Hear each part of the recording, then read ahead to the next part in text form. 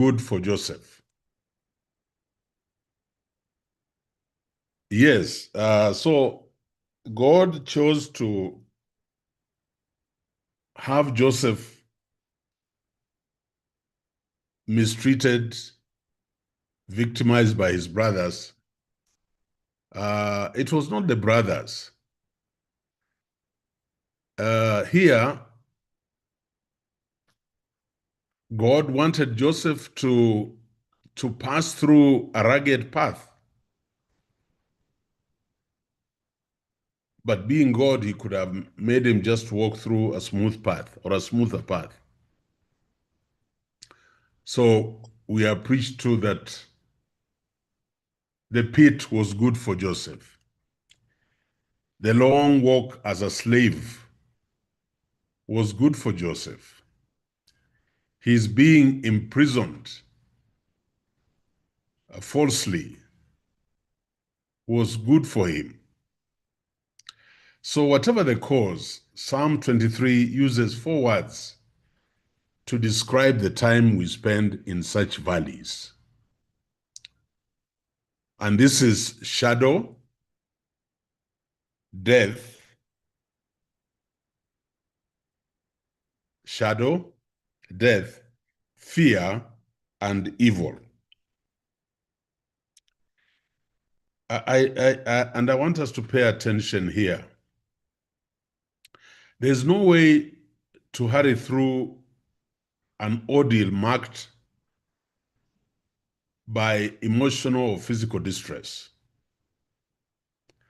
A trial's depth and length are determined by the Lord's will, but he walks with us and protects us as we endure it. Remember, the message is the believer's valley experience. So God promises that he will use every valley, even those of our own making, to benefit us. Romans 8:28. But with eyes firmly fixed on him, me and you, we must walk steadily, attuned to his presence and trusting in his pledge. Allow me to retaliate in this dispatch. Psalms 23, most of us read about it as if it is a chorus. But me, I look at the first 4 verses and I derive strength, comfort, and courage.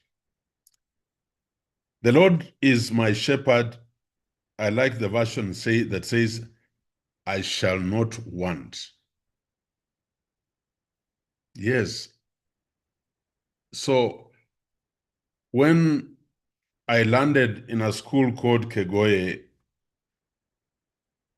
in 1985 as the headmaster, the first government headmaster, it was a school with 2 classrooms, attached to a primary school with no windows and no cement floor. The girls would come with cow dung and water to smear the floor on Fridays. My office was an apology. It was a partitioned room, partitioned with papyrus, majambi or jambi. And I remember I had a very old typewriter and a very tired-looking secretary, God rest her soul in peace, called Rose. And every time I had a visitor in my office, I would signal her to stop typing because the noise would literally drown our conversation. But I told myself, perhaps not then, I told myself, you are my shepherd, I shall not want. A school that had 27 students, when I was leaving that school 4 years later, we had over 450 students. We had built the girls' dormitory, courtesy of the people of Netherlands. We had built a laboratory, courtesy of the German embassy in Nairobi. We had built a big agriculture workshop, courtesy of the British government, and so on and so forth. Because I simply told God, you are my shepherd, I shall not want, because you will provide. And I can tell you hundreds of instances in my life where that has been my guiding standard. He makes me lie down in green pastures. He leads me beside quiet waters. Lying in green pastures means for an animal, for us, is that you have plenty. If you are lying down in green pastures and you are a sheep or cow, then you have too much to eat. You are not like the camel in the desert. And he leads me beside quiet waters and refreshes my soul. So that even when there is turbulence, there is peace within that turbulence because he is my shepherd. But perhaps the most profound verse in Psalms 23 is, even though I walk through the darkest valley, or the valley of the shadow of death, I will not fear evil because you are with me. So, ladies and gentlemen, it's very interesting because we talk about, even when I walk through the shadow of death. Just notice when you are a believer, you are not walking in death, you are walking in a shadow. And a shadow does not kill. So even though I walk in the valley of the shadow of death, that death is just but a shadow.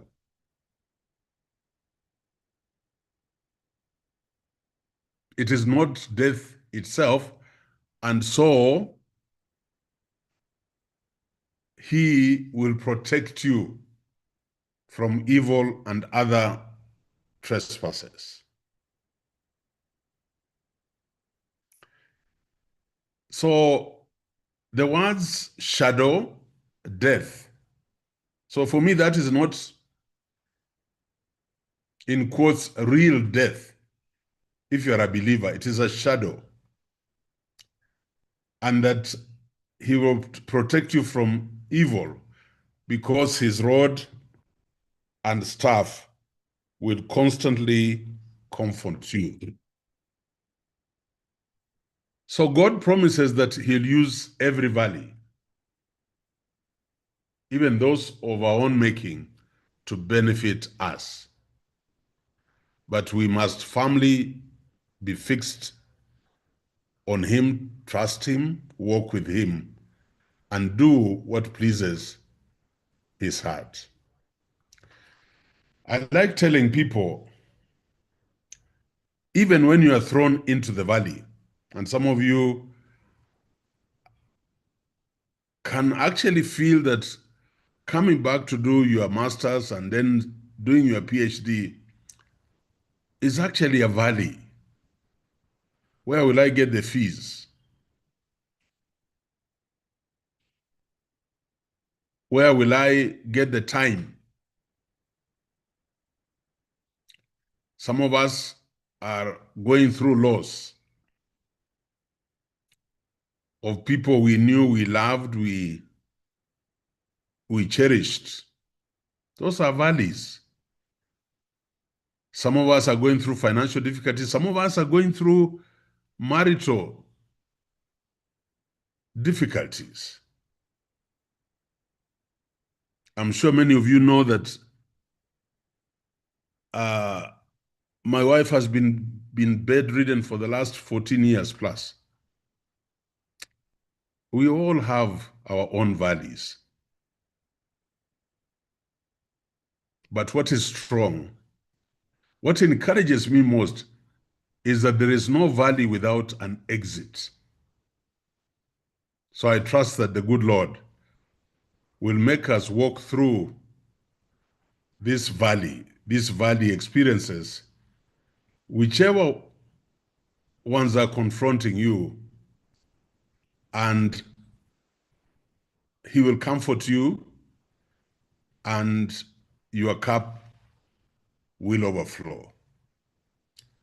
So I just wanted to encourage all of us that valley experiences are intended for you to trust God even more and surrender whatever that valley is imposing on you to Him. Let us pray. Father, we thank you this evening. We thank you for the message.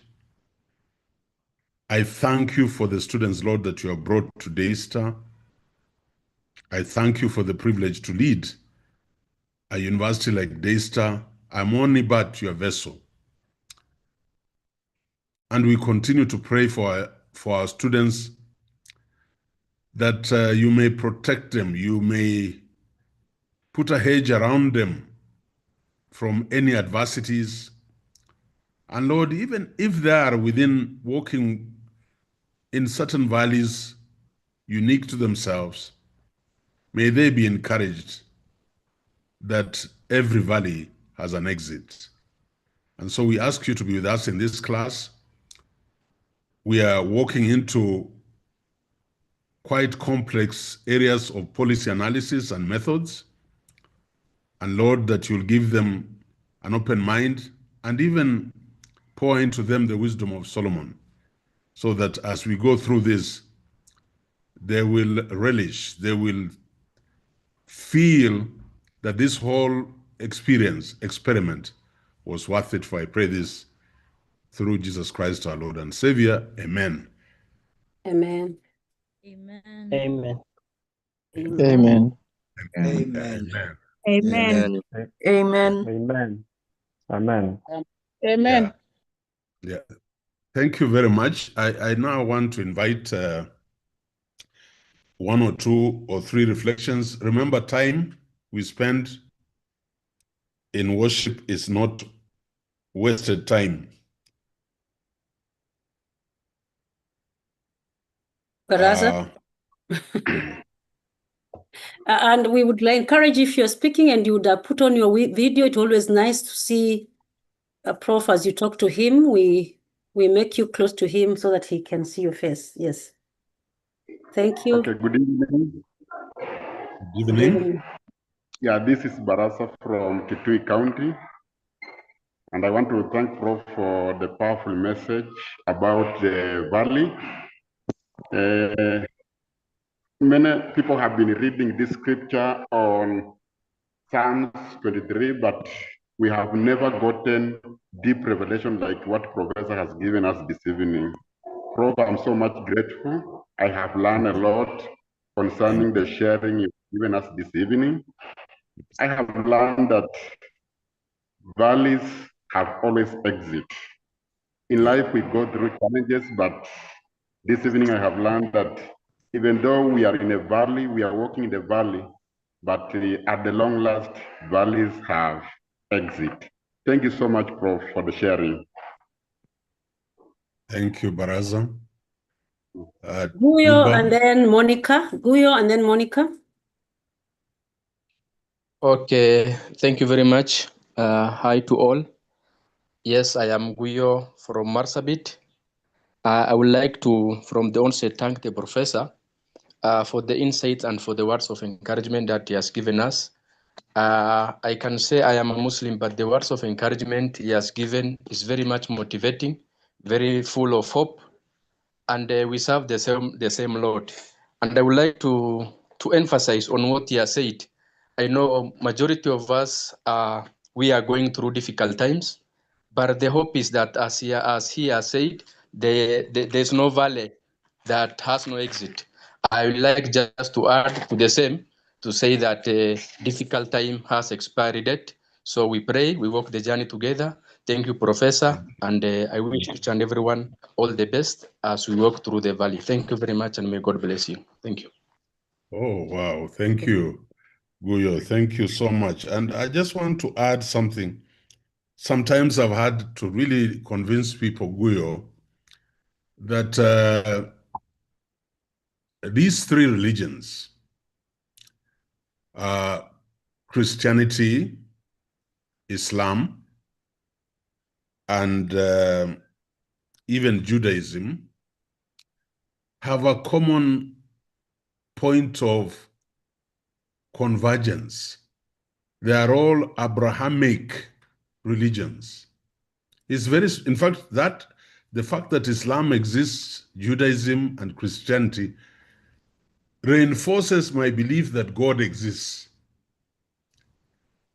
Because you'll notice that all these religions have a holy book. All these religions believe in life after death. And very importantly, all these religions have a profound trust that there's a God that exists. I don't know what you'll be looking for in this world if you did not believe that. So I always want us to know that in life you must walk firmly fixed on God. But just remember that we come from a common stem.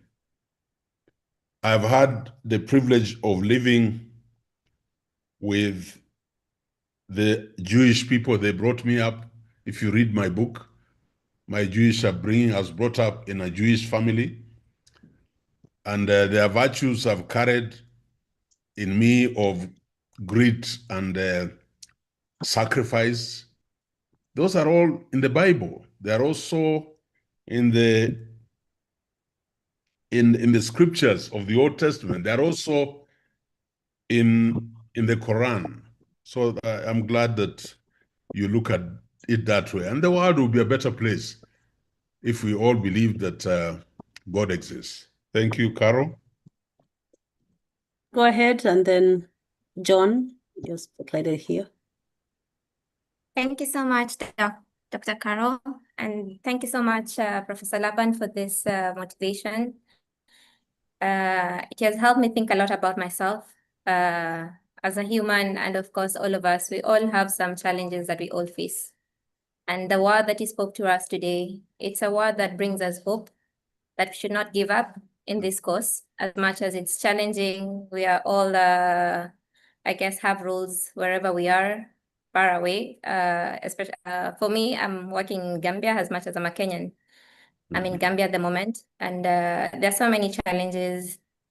Having family back home and me coming here for work, it's a challenge. But as I heard your word, I learned that I should not give up. I should keep on the fight and work hard, of course. And thank you so much for this motivation. It has really helped me to relax a bit today. Thank you. And I wish you all the best, all my colleagues, and thank you, all the professors here. Thank you. John, what time is Gambia? In Gambia, it is, time is it? Sorry, it's 3. It's 8 minutes past 3. Okay, you're 2 hours behind us. Okay, John? Thank you very much for your sharing, Prof. Personally, I didn't know about your personal story, and what I can't help think is many times when we are in the valley, we tend to recoil, we tend to keep to ourselves, we tend to shield off every other person. And I think what's amazing in your story is that for that decade plus time, you are giving out yourself to serving the Almighty God in different capacities. And that for me is an encouragement that no matter what, where we are, we still serve God as you'd expect us to. And many times when we're in the valley, we magnify whatever it is that we are going through in the valley, and we forget the one who's called us, or the one who sustains us, and the one who's able to take us through all that. So it's really an inspiring testimony as far as I'm concerned. And may God continue to give you grace. His grace is always sufficient. Thank you. Thank you very much. Thank you for those kind words. Carol, please control it so that we can start. Yes, there are only two. They just talk, Ross and Moses, and that is it. Thank you.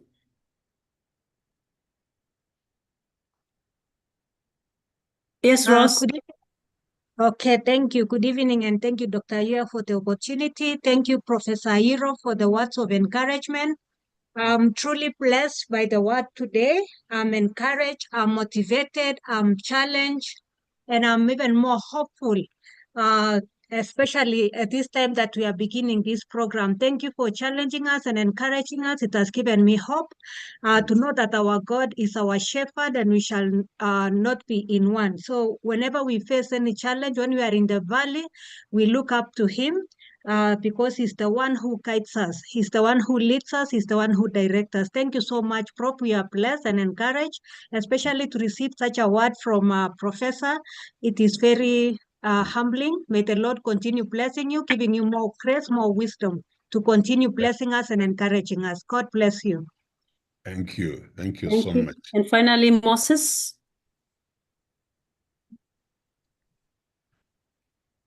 Thank you, VC, for the wonderful word. I'm just from church today, and your encouragement has been an additional message to me. And I think it is the second time I'm hearing this devotion, and it has all sounded differently at the two times I've had it. The first time you talked about it, it encouraged me to make a step. And today it is encouraging me to be more committed, because at the end of it, we will have something that is worth it. And just finally, I don't want to take much of your time. I was reading your book that I received from, I think it's Magdalene yesterday, The Art of Institutional Leadership. Yeah. And it's a powerful book. I would recommend it to anyone. Just after receiving it, I stayed in traffic for a short time, but I want to say that I read a number of chapters, and it told me something about you that I'm seeing today, that you are very good and inspiring in developing a culture. I've never been to a church-run institution the rest of my life. I was in KU, MKU, and then, but I'm getting to realize that this culture of reinforcing faith at the beginning of every session is something that you thought of so keenly when you became the Vice Chancellor of Daystar University from your book. And it challenged me as a leader to find a way to develop an institutional culture. Thank you so much for your encouragement. We hope for the best from it.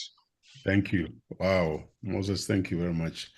Thank you. So I want to welcome everybody, and maybe Dr. Mwaka and the others, my team, maybe these spiritual dispatches should be sent to our students. They can share this word with other people. I think that's the greatness of us relating. So maybe, not maybe, we've just done two, so we can share every spiritual dispatch. Many times it takes me quite a bit of time to think through the message, just as much time I take in knowing how I want to do my classes. Now, I have been juggling with a lot of thoughts in my head on how I would like to handle this class of policy analysis. So the first thing I did was to send you the course outline as just a guide. But since this is a postgraduate class, you'll allow me to wander freely as we disperse your thoughts. And then towards the end of the course, we shall reassemble them. And now you look back and say, okay, so this is policy studies and methods.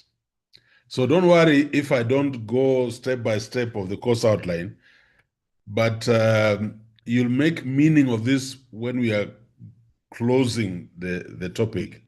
And for me, closing the topic means you'll have specific takeaways around policy and methods. So note that, number one. Number two, that policy studies is actually application of research methods. So we are going to reinforce a lot of the things that you're going to learn in your research class, and that will be useful for you. So I want to start off this class in a way that disturbs your equilibrium as a chemistry teacher, disturbs your balance around policy studies. And I want to start off by just throwing slides at you, and then eventually I will summarize what we are saying. You might experience some repetition, but that is okay. So when we talk about policy, we are actually, essentially, we are doing policy analysis. We are going to formulate policy, we are going to implement, we are going to evaluate, and make recommendations or critique it. But at the end of it all, we will actually be doing an analysis of policy. What do I mean? Policy analysis will involve all the phases of policy development or formation, policy implementation, policy evaluation, and of course, the recommendations or outputs. So, what is policy analysis? And allow me just to read. It is the systematic research and evaluation of how to solve problems or improve existing policies by identifying potential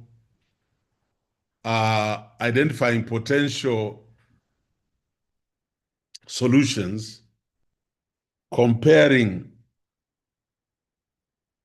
alternatives, and recommending the most effective, efficient, and feasible action or option. So as my students in this class, I want us to have in our mind very clearly, what do we mean by policy analysis? So it is a systematic research and evaluation of how to solve problems or improve existing policies by identifying potential solutions, comparing alternatives, and recommending the most effective, efficient, and feasible option. So what do I want out of you all? I want you to be policy analysts. But you can't be a policy analyst unless you are systematic in your research, your evaluation is sound, and your intention is to solve or improve an existing situation. So in Kenya, those of us in Kenya, we have the universal health coverage policy, which gave us NHIF, but the current government decided to improve the existing policies in health sector, and so we have the SHA model. So remember, we as policy analysts now will be trying to identify the problem with SHA and identify potential solutions. We shall look at alternatives in America, Obamacare, and we shall look at alternatives in South Africa. We shall look at alternatives in Pakistan, and then recommend the most effective, efficient, and feasible option. Remember, effectiveness is doing things right. Efficiency is doing the right thing. And feasible option is the magnitude of implementation. So policy analysis provides evidence-based advice, underlined evidence-based. And when I say some of these terms, please follow me, because remember, our exams will be multiple choice. So our policy analysis will be evidence-based advice to decision makers by examining policies from their formulation through their implementation and evaluation, considering their social, economic, and political implications. So when we are talking about policy analysis, it is evidence-based so that we can advise the decision makers. And later on, we shall ask ourselves, is the advice usually taken or not taken up? And what are the consequences? So basically, that is policy analysis. And I would like us to note that, so the key aspects of policy analysis will be problem definition. You must identify the problem. And so, just like in research, in chapter 1, you'll have to tell us the problem statement. So clearly identifying the specific issue or problem that a policy is intended to address. Let me give you an example of the funding model. I'm talking about the funding model for universities. Do you know why we are in this situation with the funding model? It's because there was no problem identification and definition. Why am I saying that? Because we assembled 90 plus people, I think 100, in a task force. And they went from one county to another. In America, they would call them county halls or county town hall meetings. And after that, they came up with an amorphous funding model, which they presented to the government. So the problem is not the government, it is the task force. Because if you don't do problem definition, I want to call it problem identification, clearly identifying the specific issue or problem that a policy is intended to address, the rest that you do after that is just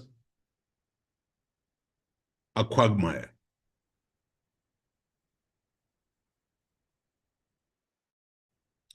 There is also goal formulation, defining the objectives and desired outcomes of the proposed policy. By the way, you can't define the objectives if you have not elucidated the problem. So when I'm teaching you research, in the next class, we shall be very direct on how we are going to identify a problem. So during COVID, my chief in Likuyani came and told me, Professor, we are in a lot of trouble. We have a problem. I told him, what's the problem? He said, you know, in the last 18 months, in my location, about 28 girls are either pregnant or they have delivered. So, Professor, we have a problem. Now, if I was to create objectives around what the chief was telling me, we would not get any desired outcomes. Because what the chief was telling me is not the problem. What the chief was telling me is the visibility of the problem or the manifestation of the problem. It is not the problem. So a good researcher will ask, why are the girls getting pregnant? Being pregnant and delivering is not the problem. Why are they getting pregnant? So one of the variables is socio-cultural practices. Now you want to solve the problem. Socio-cultural practices, the disco matangas and all those things. The other problem is social media. They are watching pornography. They are not going to school, so they are on it the whole day. What do you expect? The other problem, if you asked me, is poverty. By the way, unspecified births and whatever takes place in an ecosystem of poverty, the majority of those occurrences. So that, chief, that is the problem. Chief, there are girls coming, getting pregnant or delivering, in other words, dropping out of school, is not the problem. It is the visibility of the problem. So you see, even with this universal health cover, we must do a very serious problem identification. Then we formulate objectives to give us the desired outcomes of that proposed policy. The third aspect is alternative identification. So brainstorming and developing various policy options or solutions to address the identified problem. I want to put it to you that 115 people sitting in a town hall in a Malemba estate in Kakamega will not do alternative problem identification. They are after per diems and enjoying nice hotels. This is a matter that requires experts. It requires economists. It requires social scientists. It requires men and women who are grounded in simulations, who can predict an outcome given the existing criteria. Then they'll come out with policy options to address identified problem. Then now you can take them to the town hall meetings for people to say yes. You know, those people are just endorsing. So what are they endorsing if you have nothing to take to them? There is also comparative evaluation. I want to remind you, what are we doing here? We are doing key aspects of policy analysis: problem definition, defining the objectives, alternative identification, comparative evaluation, systematically assessing the potential consequences, costs, benefits, and feasibility of each alternative. Can you do that in a town hall meeting? I beg to differ. So, when we were doing the reforms to CBE, we traveled, when I was at KICD, we traveled to Malaysia, we traveled to Finland, we traveled to South Korea, we traveled to South Africa. A comparative evaluation. Why were we doing that? To systematically assess the potential consequences, costs, and benefits, and the feasibility of each alternative. Then the next step is evidence-based recommendations, providing research-informed advice, evidence-based, and recommendations to policymakers to guide their decisions. So what did we do with the CBE? We gave them the report. We gave them areas of attack if we wanted meaningful results. But we also told them that we must appreciate the works of Hanushek in the education production function model. By the way, it doesn't mean that the more you spend in education, the better the quality. No. You must reconfigure the variables that you will manipulate to give you the best of decisions at feasible funding models. In policy analysis, we use multidisciplinary approach, drawing on knowledge and methods from various fields, such as economics, political science, and social science, to conduct a comparative analysis. I'm opening up your minds as my postgraduate students to know that there is hardly any aspect, social aspect, reform that you will do that is not multidisciplinary in approach. So I think one of the weakest things with our model of the pilot of the CBE is that we did not have a political scientist in our team.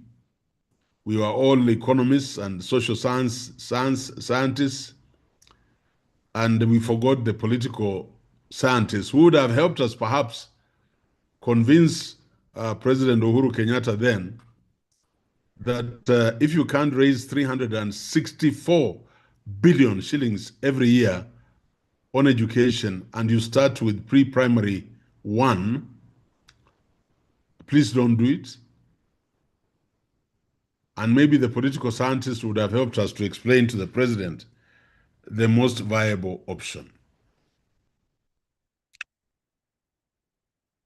The policy analysis process, you need to know it. And you know why I give you multiple choice questions is because I test across the whole curriculum, the whole course content. So 1, define the problem and establish the goals to be identified. Problem identification, very, very critical.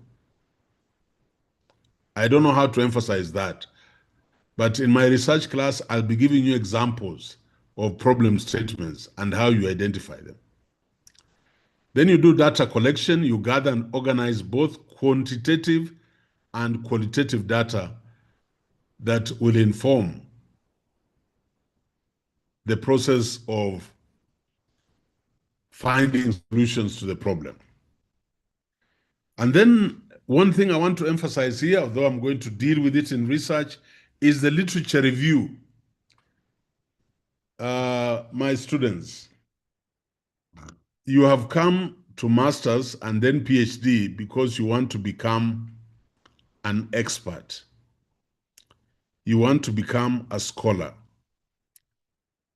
you want to be the point of reference in whichever area you are in. So my advice is that you must punish yourself. I'll use that many times.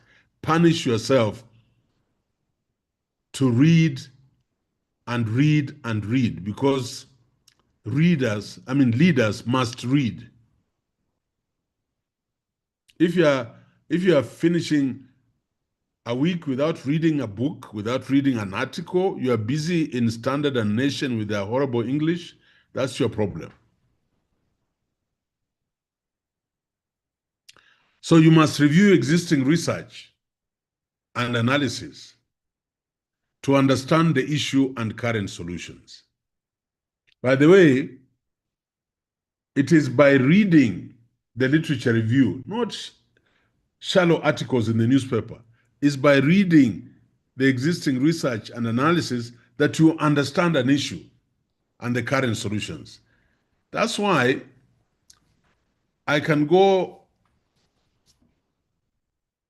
to a conference or to even a learning environment, and I'm asked to do a presentation. And I go there and bring out ideas people will find very new, very fresh. Those are not my ideas. Those are ideas I have read and analyzed in my mind and deciphered.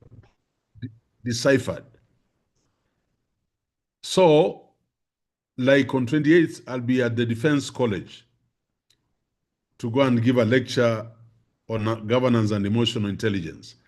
I must gather the latest information. And that does not come from reading one article. It comes from reading many articles, then synthesizing them into points. If I encounter any interesting video on leadership of 3 minutes, not more than 3 minutes, I will intersperse it in my presentation. Then people say, he's very wise. You only become wise by reading. I've told people, and I'm telling you as my students, every time you read a good book, you are never the same. Just like was it Otieno who was saying, when you finish reading that small book where I give you my thoughts on leadership, you will never be the same. You will carry something out of that. You will have been transformed. So literature review is very important. The methodology section, I used it in my introduction the other day. Choose appropriate analytical tools and methods. And in this area of policy analysis, you'll hear this over and over and over and over again. Cost-benefit analysis or impact assessment. So now, as a policy analyst, you must also now be able to use the accepted language register in this area of policy analysis. People talk about the cost-benefit analysis. Look at the laptops, the tablets that were sent to schools under the digital learning program. Moi University went into, I think, into about 25 counties. And Jomo Kenyatta University went into the other counties. And we had, of course, teamed up. We teamed up with a Portuguese company, and Jomo Kenyatta teamed up with a Brazilian company. We pumped into that program billions of shillings. We supplied those tablets to schools. And when I was doing the pilot study for the rollout of CBE, the distribution was 95%. The utilization was only 5%. And now I'm sure most of those things don't exist. So you do a cost-benefit analysis or an impact assessment. What is the impact of those tablets we sent to schools? How about the teachers? Were they capacitated? Could we have had an alternative to this by employing more teachers, for example? Would we have been better off if we built a multi-purpose computer lab in every school than sending the tablets? That's what policy analysis is. But at the end of the day, you must do cost-benefit analysis or impact assessment. Then there is data analysis. Again, both in this course and in the research course, we are going to do data analysis. We are going to apply the selected methods to analyze the gathered data and draw conclusions. So we will do, for qualitative data, we have frameworks for data analysis. For quantitative data, we have frameworks for data analysis. Then you'll be expected to give recommendations. Remember, as students of policy studies in Daystar University, you now must develop evidence-based recommendations in anything that you do, evidence-based. And you don't reach that stage unless you do systematic research. You identify the problem, you set up the objectives, you go and collect that data, you analyze it. But you must also have worked on the problem statement. What is the problem? And then communication, you present the findings and recommendations to policymakers and other relevant stakeholders. Why is it important? Policy analysis. It informs decision making. So it helps governments and organizations make informed choices by providing detailed information on potential policy outcomes. And you have to be careful. I'm sure we see it in Kenya and even the other countries on this in this class, where now politicians are put under a lot of pressure for overpromising. You see, so as you make policies, as you go into reforms, you must be very careful that potential policy outcomes actually come out. Policy analysis ensures accountability, allows for the evaluation of past policies, holding politicians and officials accountable for their effectiveness. So I'm hoping that you are beginning to realize, my God, so these party manifestos are all about policy promises. Now, how do they get to the manifestos? How do they get? They must define the problem. They must go through those processes. But most of the time, it is a boardroom chat. We are going to provide free secondary education. Or we'll have education. Even Azimio, we will have, they had some ridiculous recommendation. We shall have free education from primary to university. You know, you have not worked out the cost-benefit analysis. You have not worked out the funding of such a model vis-a-vis our Kenyan economy. Where will it be in the 5 years you are the leader or the party is leading? You end up in a lot of problems. But me, I like it because it ensures accountability. And then it addresses societal issues. So we do these policies to offer practical and evidence-based solutions to economic, social, and political challenges.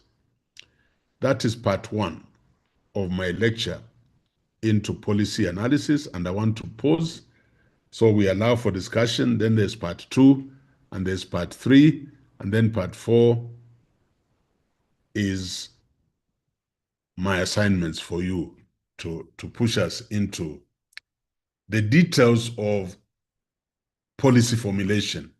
This is just a broad introduction. Course coordinator, over to you.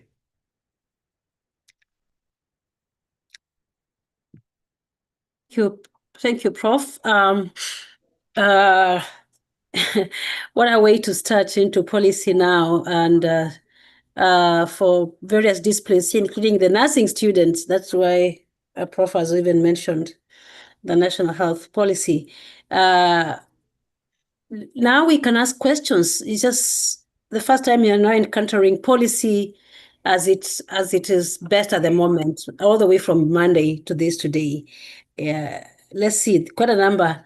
I'll go with first come, first served. I think Lois Osumba, you are the first. And when you're asking a question, because you're many of you precise, you have to ask the question. Unless a comment and just drop it. But if it's just a question, you don't have to clarify so much, because the question should be a question that is very specific and precise and succinct, so that doesn't have to require you to explain too much.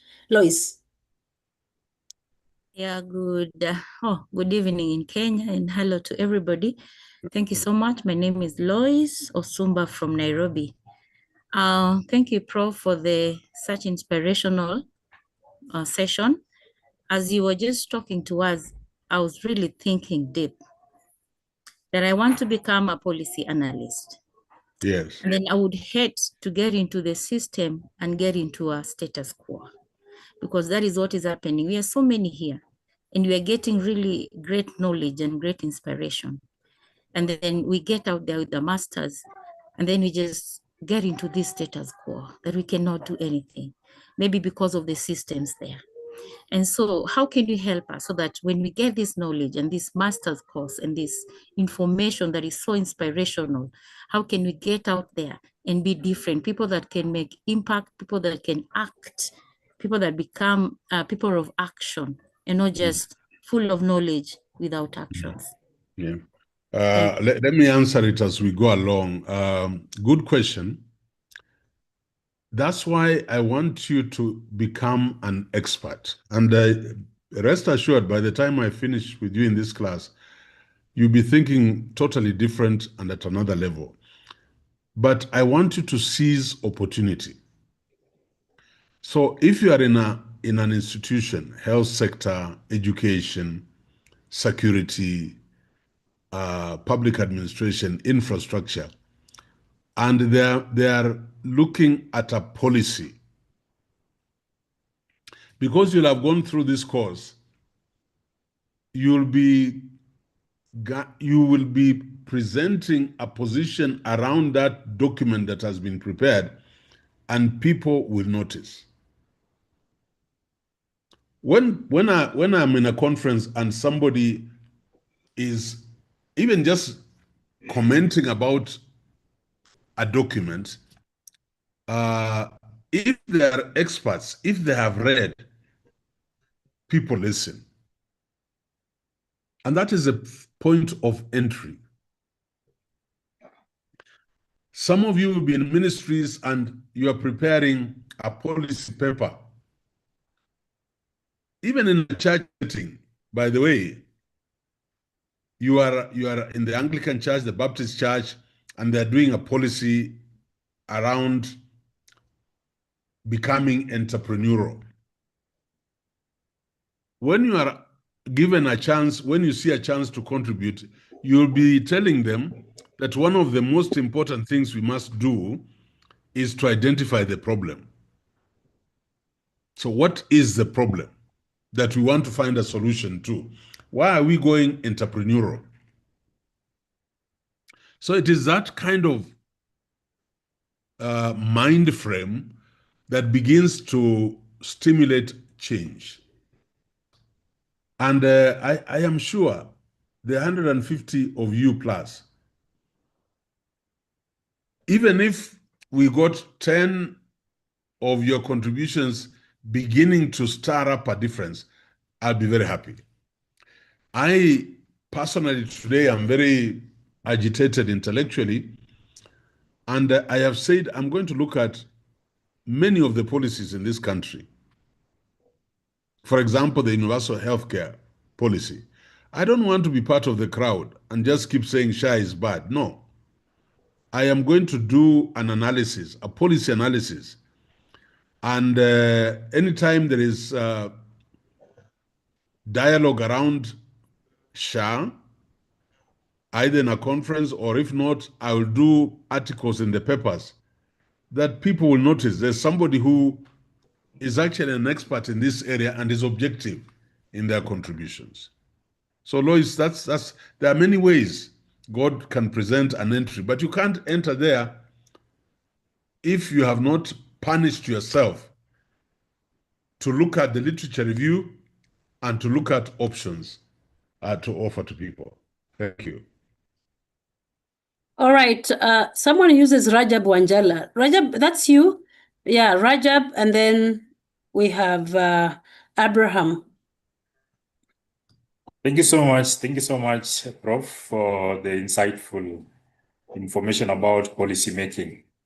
My question is about the policy formulators and the policy consumers.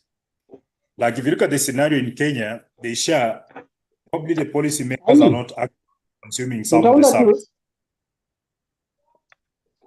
You can hear me? Yeah. If you are always on mute, we had asked you, all of us, to really, really be respectful and ensure that you are always mute. Continue. Okay, my query is about the issue about policy, especially in Kenya. You realize that there are policy makers and there are policy consumers. Like in the case of SHA, the policy makers, probably the political class, they don't use some of the facilities in our public health, probably our hospitals. Now, could that also be a reason why we have challenges? Yeah, thank you.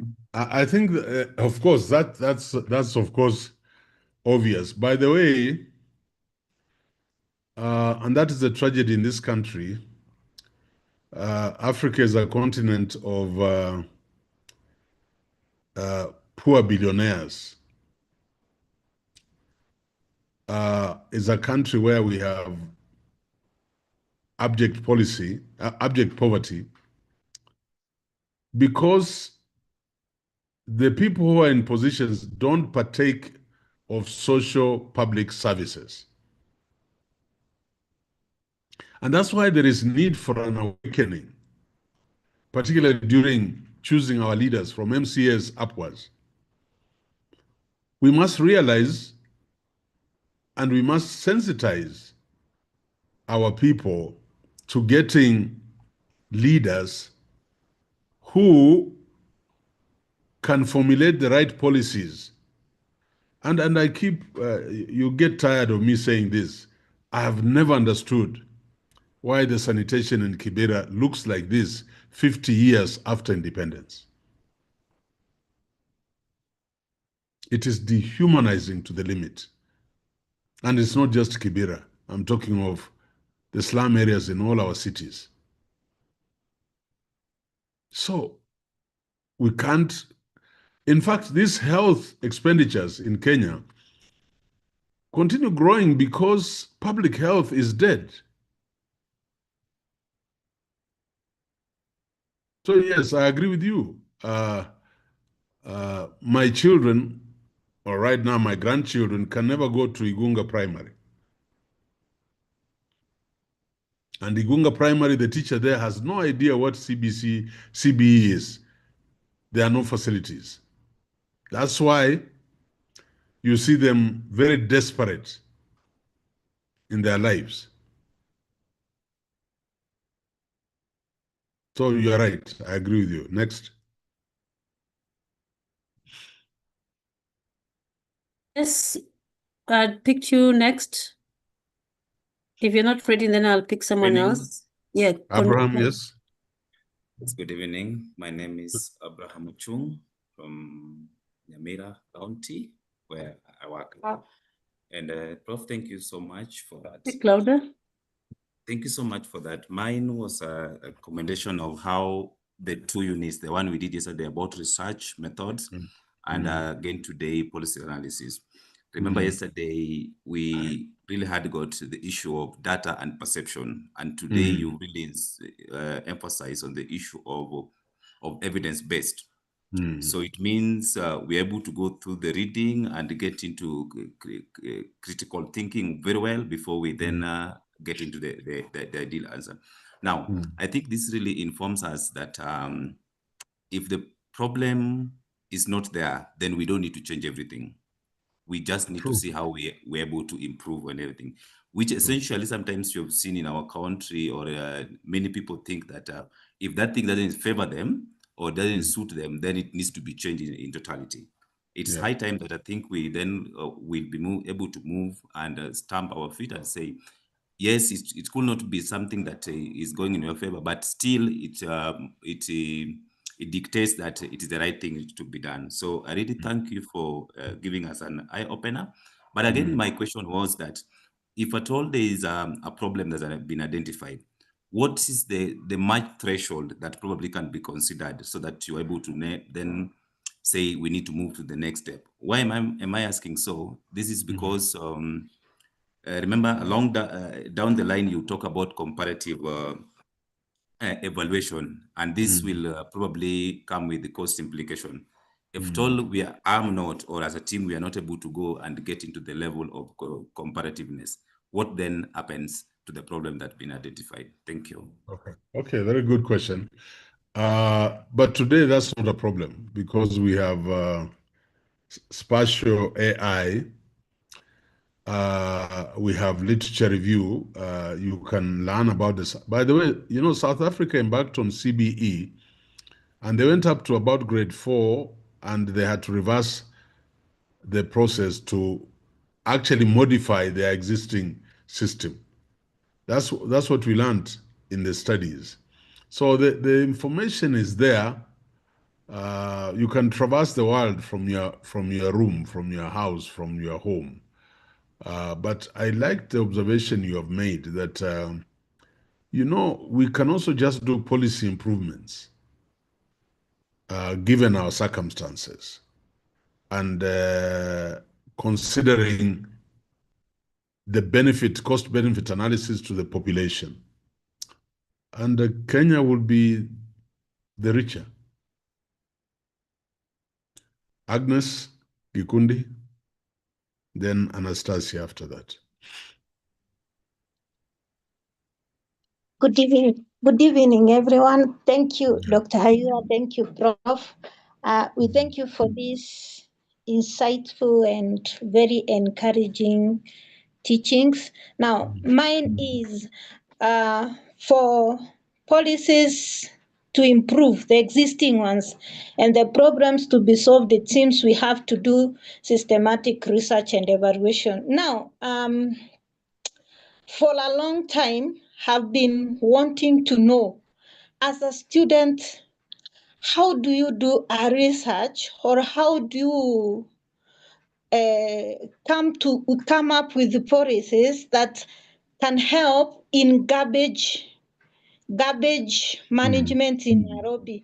Because it is really a menace. When it rains, all the sewer lines are blocked.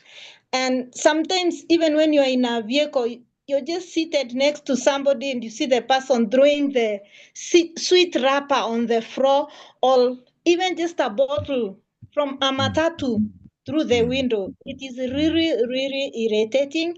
Now, my question is, are we allowed as students to do a research on garbage? Maybe like in Nairobi County, like now I live in Dagoretti County, like here in Kawangware, we have a real problem, like near the market. Garbage is really heaped up, and it is health-wise is very risky. You find as you pass along that area, you find people cooking mandazi. They are selling food just next to the garbage. And I remember when Sakaja was elected as our governor, he promised that he will really take care of garbage in Nairobi.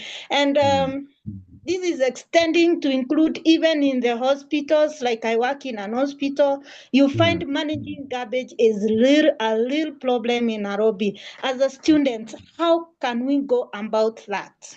Yeah, okay. And you are valid, you are genuine. I can hear it from you. And we come back to the same thing.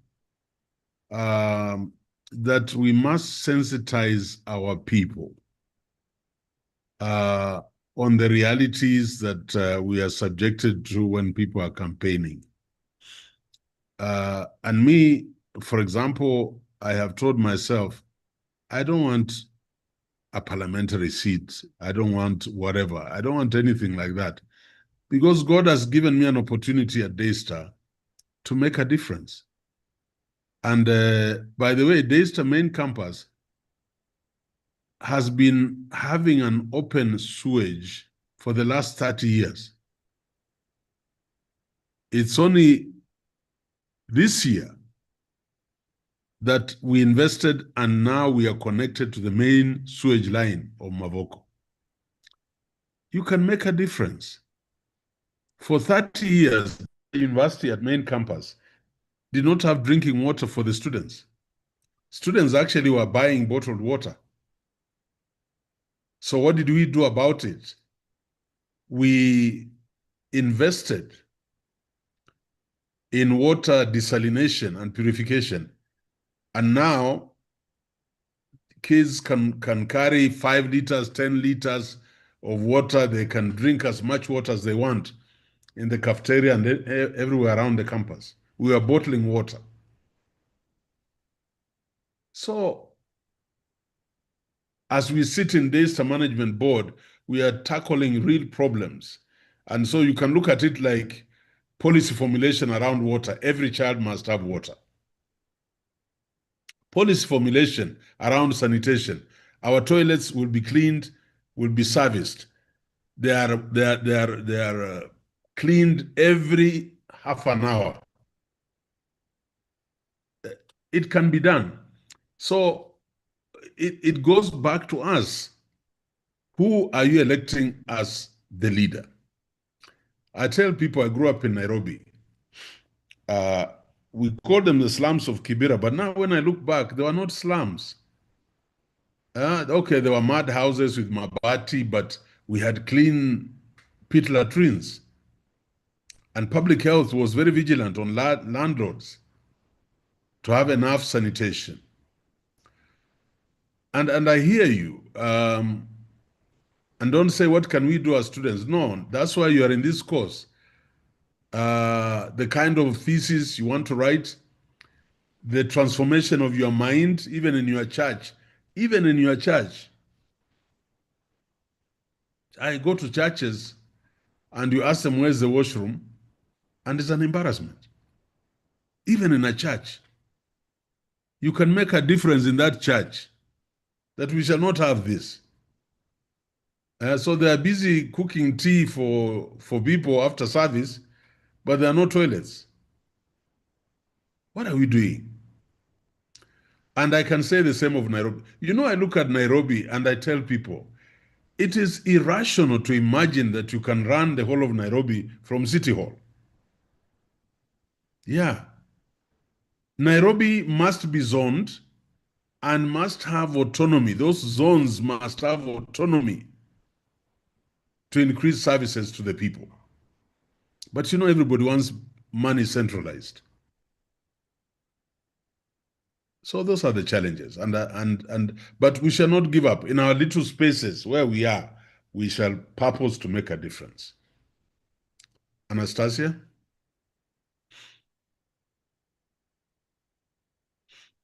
Professor, and thank you everyone for all the contribution you're making to this unit. Professor, allow me to really thank you in a special way. Ever since I started listening to you, there's always something very inspiring that I get from you. Just you're talking, just the kind of people you want us to become. I think there's so much that somebody can pick, can learn from you. And one thing that we've just done is to arouse my curiosity of reading, especially reading articles and policies. And I want to ask myself, or rather I want to ask, who is supposed to communicate a policy, and when and how?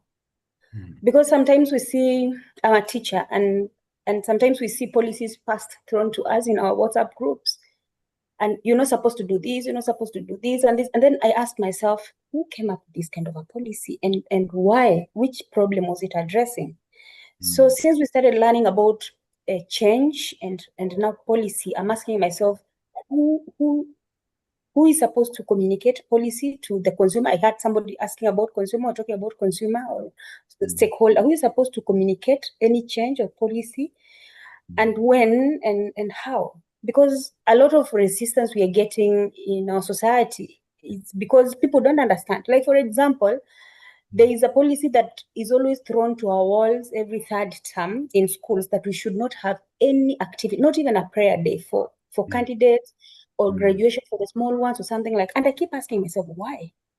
It came as because of leakages and cheating in exam. What about day schools, where these children are going back home and meeting their parents and everybody at home? Does it really matter? Who came up with this policy and what was it addressing? So you have risen my curiosity of wanting to know, to read who really came up with this policy and what problem was it addressing. So I think as we continue learning, I feel more motivated and challenged to read more. And anytime I see a policy, I want to go back and look for it and see what problem was it addressing. And again, my biggest question is, who is supposed to communicate when and how, so that we don't get resistance of sometimes good policies. We resist, like the teachers have resisted CBE to date. There are a number of teachers who still feel, no, this thing cannot work. Thank you. Wow, Anastasia, I like your mind. And that's what I hope this class will do. It will stir up something in us to think. You know, the other day in the university, I had my colleagues, you know, very excited that, you know, we are supposed to prepare. The CBE products are coming to the university, so we must be CBE compliant. And you know, it's a joke. It's a joke if you look at our universities, not Daystar, not Strathmore, but our universities, the facilities. And so if the government does not have a Marshall Plan to make sure that every university has those various talent areas facilitated, it's a pipe dream. I don't want to name universities. I know universities who have 1, 2 labs, 3 labs teaching sciences, and the labs don't have running water, they don't have gas. Students have never done an experiment, and in November of 4th year, they're graduating with a bachelor's degree in chemistry. It's a joke. So when I hear even people of our level of intellect excited about CBE is coming, so we must prepare. Please. Who are you preparing for? Those students who are coming are neither CBE nor 844. You know, until we have that mind to identify the problem, we will not go where Kenya is supposed to go. And Kenya is supposed to be competing with Korea and Malaysia very, very comparatively. So I hear your voice. And that's why, for me, this course is so special. In my thinking, that's why I introduced this course in Daystar, and I wanted to grow into a PhD program so that we have minds that can help. We have very few policy analysts, by the way. People go on platforms in political rallies, the policy of the government, the policy of the government. They have no idea. And I'm hoping that when I finish with you, you'll be able to do white papers, you'll be able to do cabinet memos, and inform government that really what you are saying, we require this. And if we don't have this, we will not go this direction. We will not use our people as guinea pigs. So yeah, Moses Otieno, and then I beg to stop at Charity so that I can go on, because this is a 3-part presentation. Yeah. Yes, Prof. Thank you for the presentation. It is eye-opening. to me and to many others, as I can see. Now, Prof, I'm just reflecting about two aspects of your presentations today that forms a basis for my question. One is that under the key aspects of policy analysis, there is need for alternative identification where experts are involved. Yeah. And social scientists are also involved. Then I'm also reflecting upon the policy analysis process, the fourth process, which is methodology selection, which also touched on impact assessment and cost-benefit analysis. Now, most policies that we have had in Kenya of any nature, from education to any other sector, experts are involved in sitting and crafting them. And these experts are paid good money for doing this. But the end result of these policies is that they are counter expectations. They are what the report says at the end of it is so lucrative, but its impact on the individual citizen is counter expectation. Is this a problem of sample selection or just politics? What's the real problem here? No. First of all, I beg to differ about experts. You know, somebody has convinced me that the current cabinet secretary for finance is an expert. And we label them experts. And I just beg to differ as a Kenyan, because I know his education background, and it doesn't even near an expert in financial management and the economics of a country. In fact, the Minister of Finance is supposed to be an economist par excellence, not an accountant.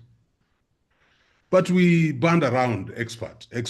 And I have no personal issues. I'm just a Kenyan, and I refuse to be fooled every time.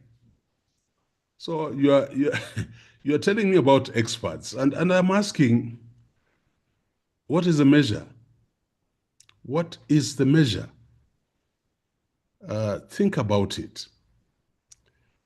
Funding of high schools, secondary schools capitation in this country is a quagmire.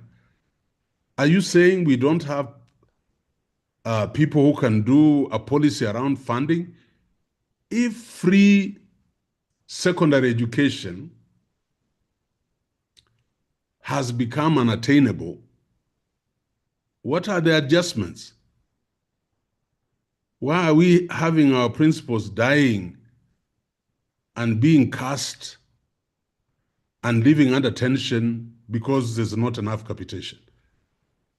This is a country. This is a country.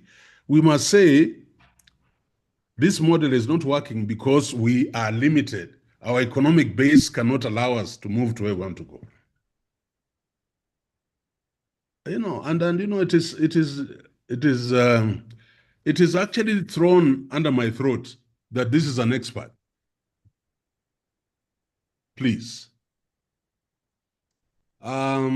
We bring people because IMF wants them to come. I don't think Kenya is at that level where we really need that volume of external support. So I beg to differ there. I think we can do policy development, policy implementation that is modest. But let me tell you, every institution stands or falls by the leader. That you must also bear in mind. So we'll keep grappling with this, and I hope not in my lifetime. I hope in your lifetime, you people, when you be my age, things will be a little different. Charity. Or is it Bernard? Okay, yes, thank you so much. Sorry. Okay. Okay, Charity, you can go ahead. Thank you so much, Bernard. Thank you, Prof. I may not be able to show my video because I'm in the environment I'm in. Now, I'm just looking at us, and I feel that some extent in Kenya or in different countries, you find that the policymakers, I feel they are not the consumers, as one of us earlier stated. And I'm just trying to think out, I don't know whether it can fit in this, under the policy analysis process. I don't know whether we can try and bring about the aspect of implementation, where you identify the issue, go out, look for methods on how to get data, and after you get the information, try and see if it's going to work. In case it's not working, let's try to get solutions to the issues that we have identified as researchers. I'm just trying to link these with the issue that you have brought about Kibra being in very bad condition in terms of the sewage and so on. You find that maybe we have other researchers who have done the research on the same.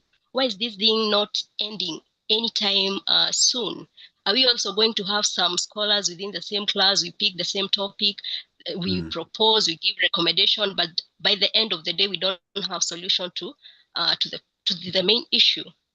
Thank you.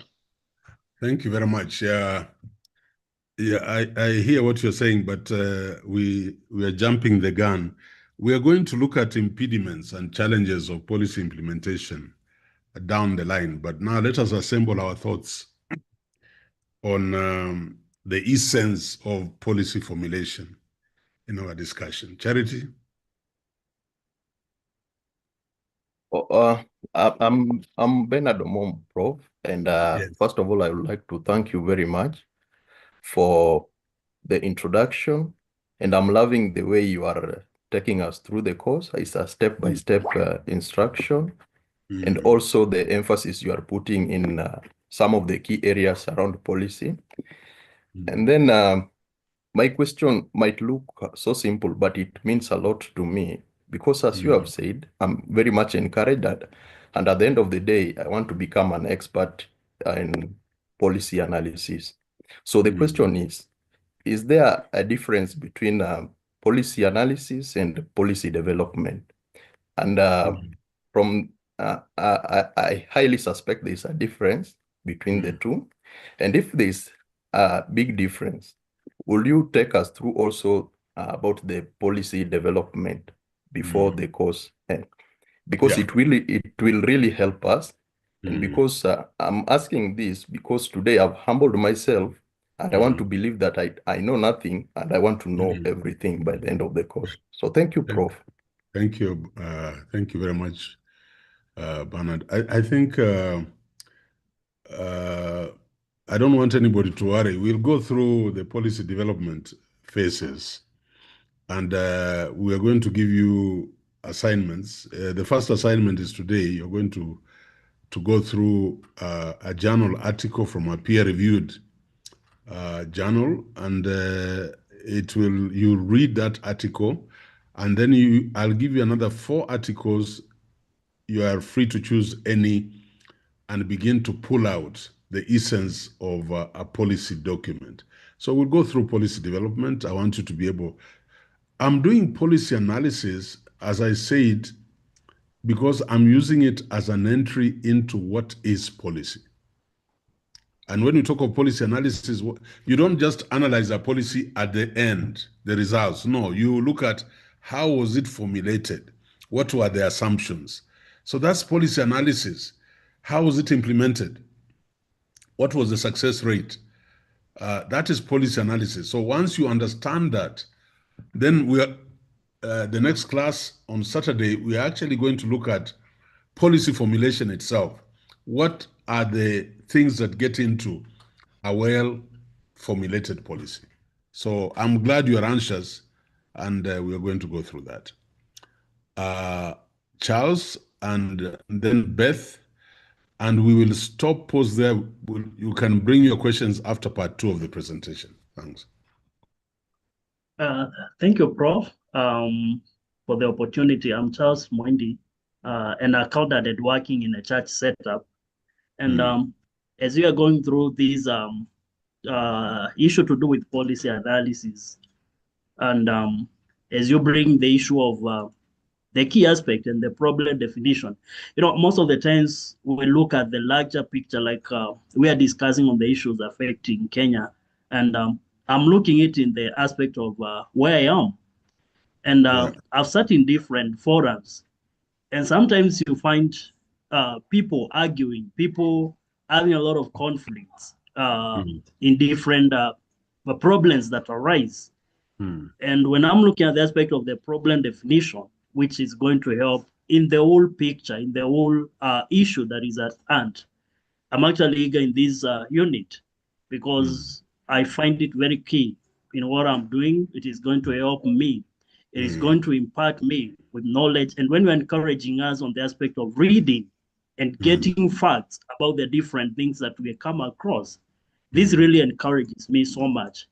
Because I've sat in different forums, and sometimes you find people having conflict. And for sure, you see that people have not really understood what the problem is. And that is why they are going round in circles.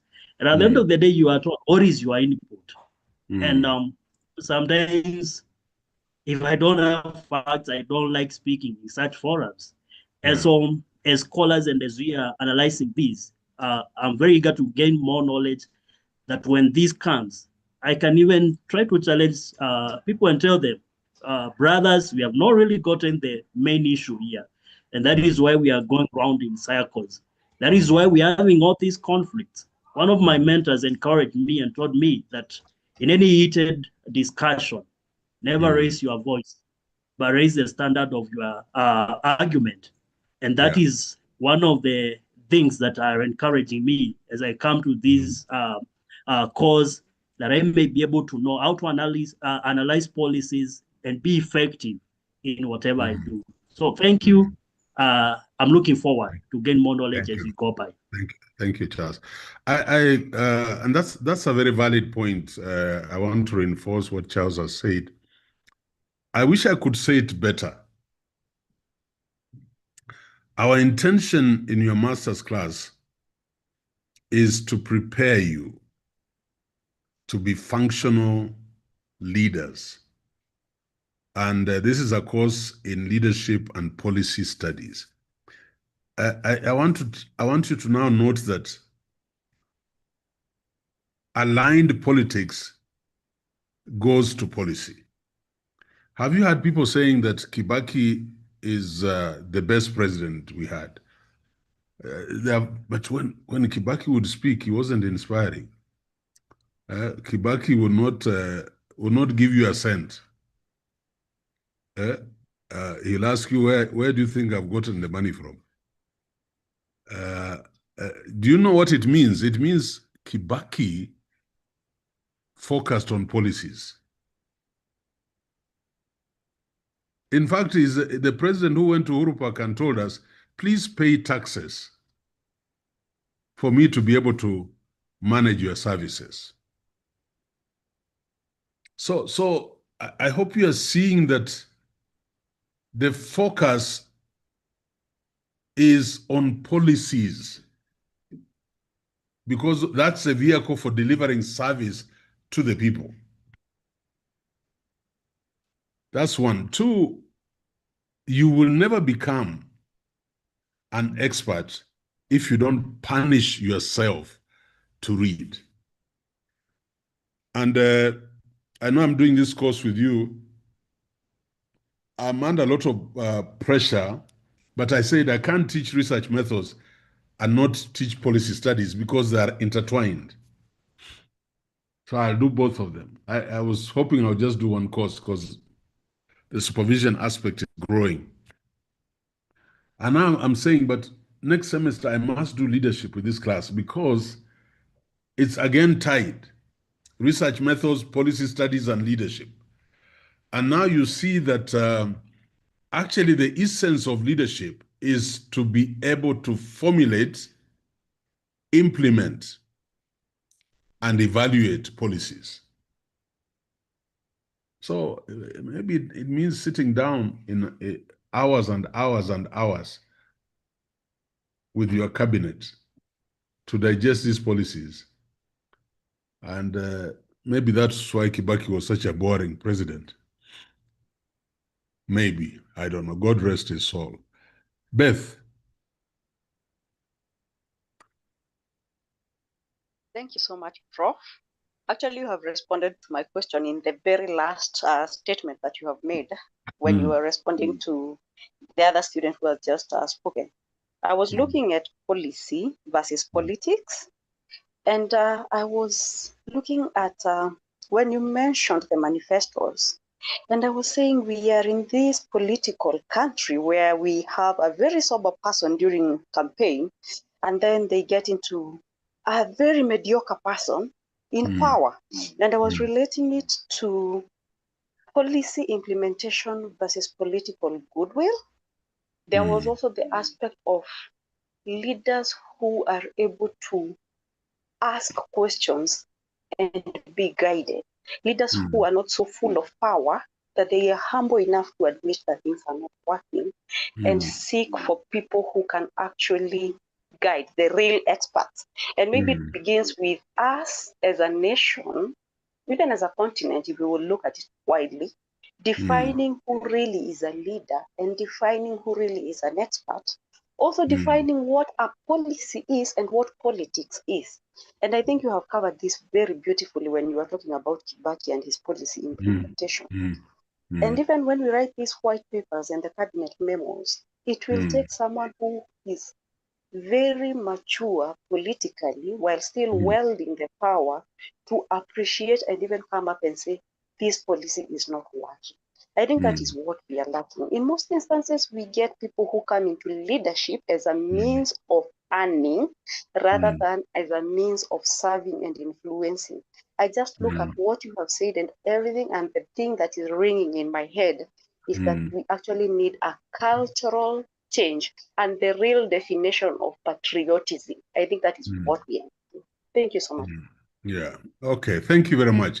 Allow me to disappoint people because I want to get to part 2 of this presentation and then take a break to take some more questions, and not really questions, observations and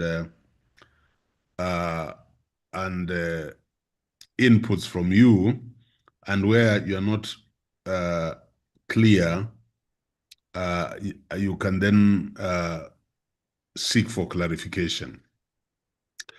Now, I want us to, I'm wondering whether this is showing, but just give me a minute. I'm trying to. This is part 2, and what I'm doing in part 2, I am trying to familiarize with just to reinforce the things that I've talked to you about by actually bringing in countries. And here, I am just in policy formulation and trying to bring in examples of countries to reinforce what we have just talked about. So I want to focus on Kenya, East Africa, and Sub-Saharan Africa in policy formulation, just policy formulation. So what is policy formulation? Is crafting strategies to address public problems. And I want you to internalize that. What is policy formulation? And you can see this can be in a school, can be in a hospital, can be in Murang'a County, can be in Nyamira County, can be in Kakamega County. You know, when we started the county government in Kakamega, that's my home county, my governor that time appointed me to head a task force on education, to how can we improve education in Kakamega County. So it was a task force. And believe it or not, we took 1 year. And we presented the report of the task force in Buhungu Stadium, a big function. So we had experts, then we went to counties to take in contributions or seek consensus. One of the things I had been told was that we should not touch secondary schools. Don't touch secondary schools. Counties, you are dealing with youth polytechnics and ECD centers. But I asked one question to the gatherings. After the ECD centers, where do these children go to? So in Kakamega County, and this is on record, we spent money on Kakamega High School. That road you see going to Kakamega High School from the tarmac used to be Amaram Road. We paved that road, we put street lights, we expanded the dining hall. We went to Musingo High School, we put up a dormitory. And other schools from every county. And we told the governor, if you will be crucified, we shall be with you. And we shall argue. So policy formulation is not just for Kenya government. It's not at national level. It can be inside your school. So crafting strategies to address public problems. Just like the one of Kibera. What is the importance of policy formulation? It determines quality, legitimacy, success. You know, the Kenya's Big Four agenda, will come to it as an example. And you know where affordable housing, health, and the rest. But this is the startling research. Only 40% of proposals or policies undergo rigorous feasibility analysis. Only 40%. 60% are just planted there. And that's why the failure rate is so high. By the way, it is the result of that task force that Bukungu Stadium in Kakamega looks like that. We said we are a soccer-loving country. Bukungu cannot look the way it was looking. That was one of our major recommendations. Look at Bukungu today. We wanted Olympic-size swimming pools.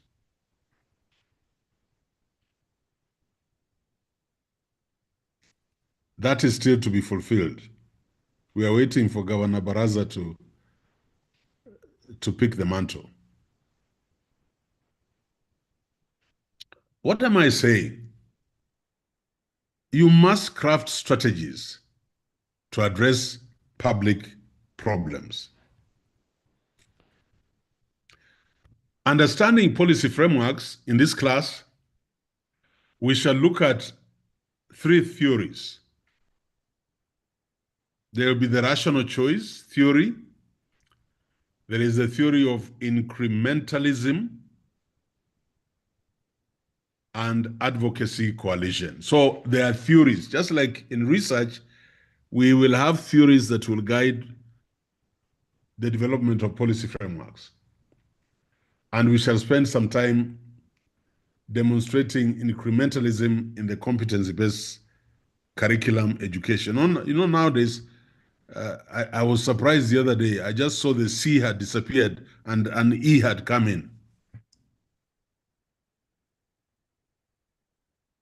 That's how strange we are as a country. Tools and techniques for policy analysis. Methods. These are aspects I want you to bear in mind. We shall sit around cost-benefit analysis. We shall look at multi-criteria or multi-stakeholder, and we shall look at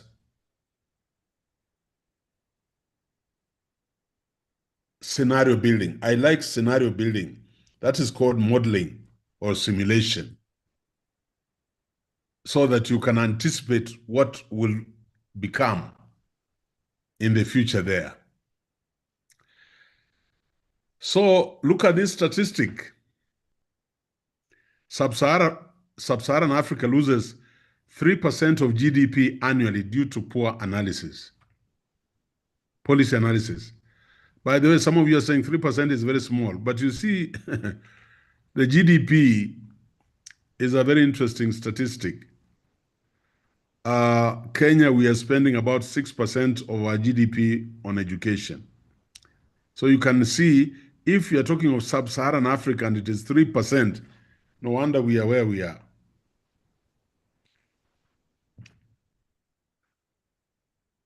Identifying policy issues, I want to emphasize problem definition, stakeholder analysis, agenda setting. Agenda setting is almost like a covenant. And I liked it, the last campaigns. Actually, one of the parties went into every county and told people what they would do. And people told them what they wanted. Very risky, but they did it and they need to be commended.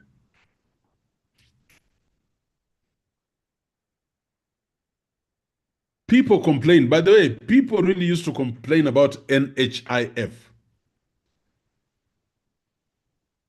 So reforms are influenced by citizen demand.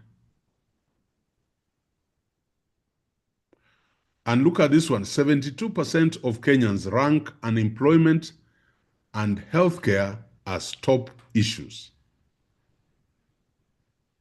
So that is where those think tanks, that's where we are supposed to sit. The economists, the scientists, the statisticians, the politicians, and address these big demands around unemployment and healthcare. The role of public opinion as we go into policy analysis will be very important. Surveys, media, civil society. For example, Tanzania's plastic bag ban in 2019, and even Kenya. Look at this statistic on public opinion. 80% of Kenyans want more consultation in these policies that govern them. How do you develop policy alternatives? Brainstorming. There is Delphi. Brainstorming, but not blind brainstorming that we take flights here and we land in Garissa and we go into a hall and we seek opinions. That's not brainstorming. The Delphi technique is very powerful. This is where you would assemble 20 experts to work on health and unemployment in Kenya, look at alternatives, travel across the world, go to India to learn how India is feeding more than 1 billion people, and then that is the Delphi approach. And then there is simulation, where you can use technology. Look at Kenya's affordable housing policy. Is it a PPP, private-public venture, or is it rent to own? Uganda, we're looking at alternatives. Financing options for university or secondary education. So policy alternatives require certain techniques: feasibility, acceptability, and practicality. And you'll be picking policies and you'll test their feasibility, acceptability, and practicality. Feasibility, economic, technical, and political. CBE is a I don't know whether it is a shining example or a dull example. acceptability, stakeholder buy-in. I saw it in Kakamega County. We would go to various sub-counties and we ask the sub-county administrator to look for people who are pro-Oparanya. They are the ones sitting there, they're given lunch, they're given a traveling allowance, and they pass the document. Is that what we're looking for? This bus transport in Nairobi stalled by feasibility and politics. Recently, I saw they are bringing more buses. What is the thinking around there? Impact assessment, again, cost-benefit analysis, environmental, gender, social. So the LAPSET corridor environmental assessment will be very important. By the way, JQuat and DASTA are doing the environmental assessment. Jomo Kenyatta is doing the technical aspect, the mechanical, like that LAPSET corridor. Where does the water coming off the roads going to? Is it causing irrigation down the line? And DASTA is looking at the social impact. How many schools are along that corridor? Are there bumps to protect the children's lives? Have we put social amenities on that corridor, toilets, and other areas? So that's the aspect we are looking at. But we have been given that consultancy by the World Bank. So the statistics, only 55% of mega projects complete impact studies. Can you imagine? By NEMA. Ethical considerations, equity, transparency, and corruption. That sounds obvious, but it is a mountain in Africa. Look at it is, but I'm sure we are eating those GMO foods. And then 67% believe corruption shapes policy. What a shame on us. I'm just provoking you as we enter into this kingdom of policy analysis. Drafting policy proposals, components, we will identify the problem, we'll look at objectives, we'll look at options, we'll do assessment, impact, and make recommendations. And the best practices around the world is clarity, evidence-based, and aligned to the national economic agenda. One of the best policies in this country has been the Kenya ICT policy. By the way, we are extremely advanced in matters ICT. And if you read that policy, some of you might want to do a study on evaluating the impact of the ICT policy in Kenya. That would be a wonderful research because it has been a shining example. Communication proposals, audiences, policymakers, public, donors, civil society. So you must take that policy back for dissemination. And what are the tools? We shall teach you to prepare white papers. We shall teach you to prepare cabinet papers, briefs, and also media campaigns. When you go to the media, I've seen it in Kenya, amazing. A PS goes, one of the best examples, the PS housing, to talk about affordable housing. And you ask, did he have a brief?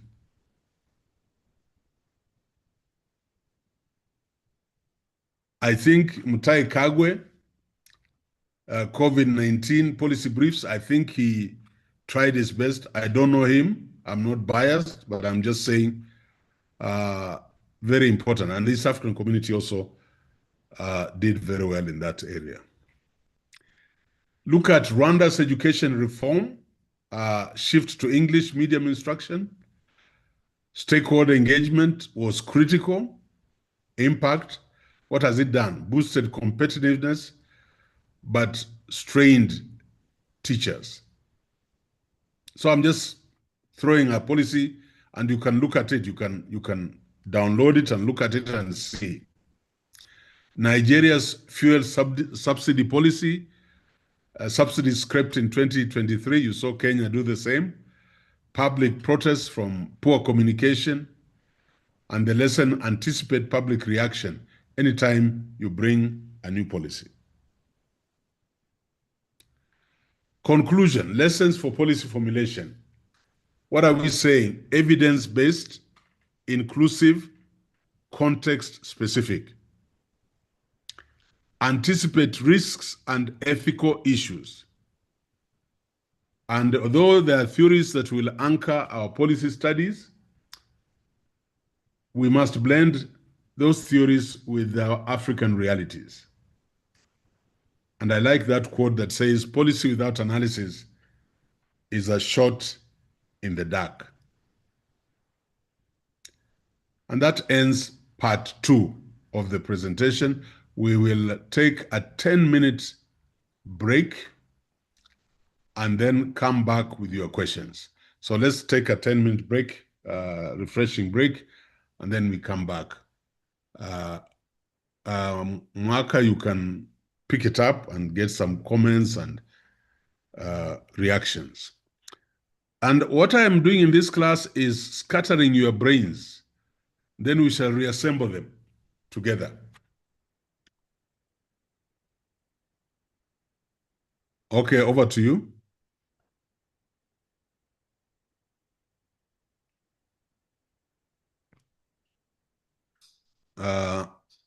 Is the coordinator there? No.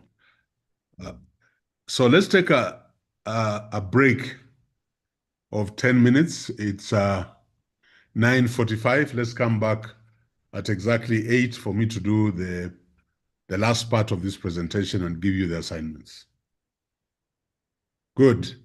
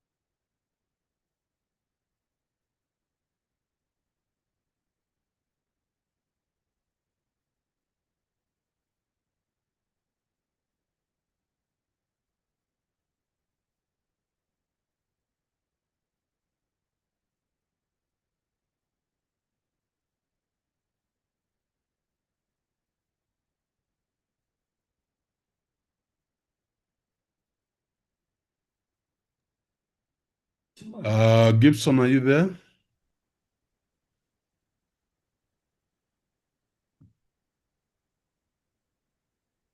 Yes, Prof, I am here. Okay, go ahead. Go ahead.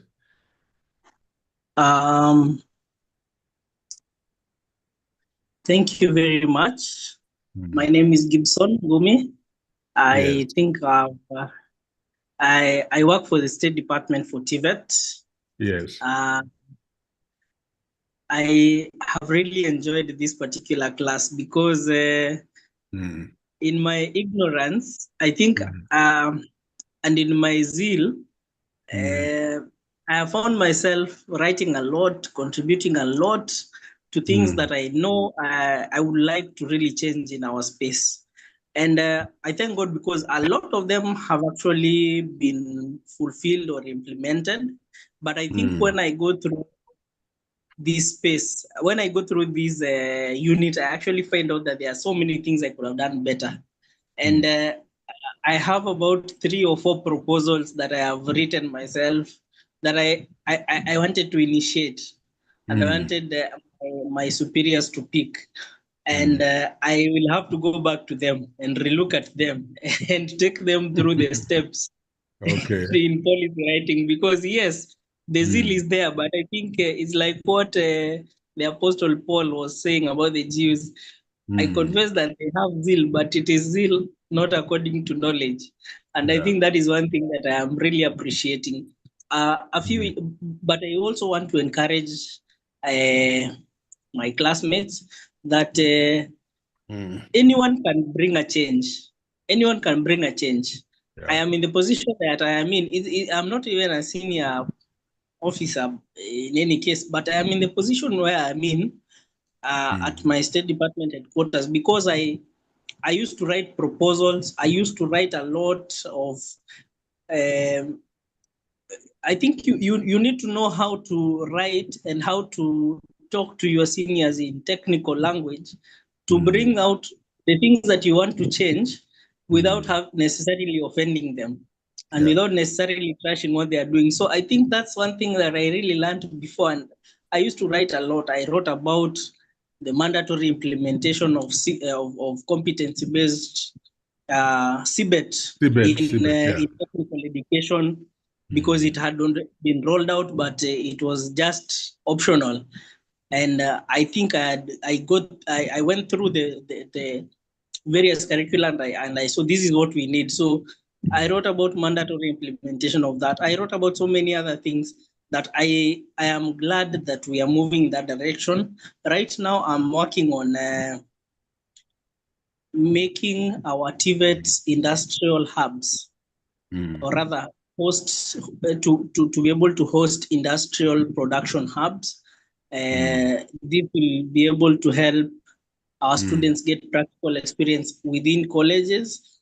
It's a big proposal in many things, but I think I would just like to witness that if you do your part wherever you are, you may be in Kakuma, you may be in Kajiado, like where I was, you may be anywhere, but you need to be known for something, and you need to write, you need to take the lessons that we are having here and use them so that your voice can be known as your voice, and you can be known for having a voice in something, and that will elevate you in your career.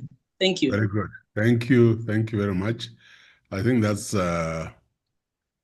very intuitive thinking, and that's what we all need to adapt as we move forward. Can we have the next? Okay, yeah, Prof, we can have Gibson. Yeah, go ahead, Gibson. Oh, I've just spoken. Oh, okay. Just spoken. So we have Dale. I think it is Elkanah. Elkanah? Ikiru? Thank you, Prof, for Yeah. this insight. Now, from this class, I've realized that policy without analysis are shot in the dark. And recently, I'm residing from Turkana County. So there's this plan, Eureka plan. It's a policy that was initiated between the UNHCR and the Kenyan government, both the county and national government.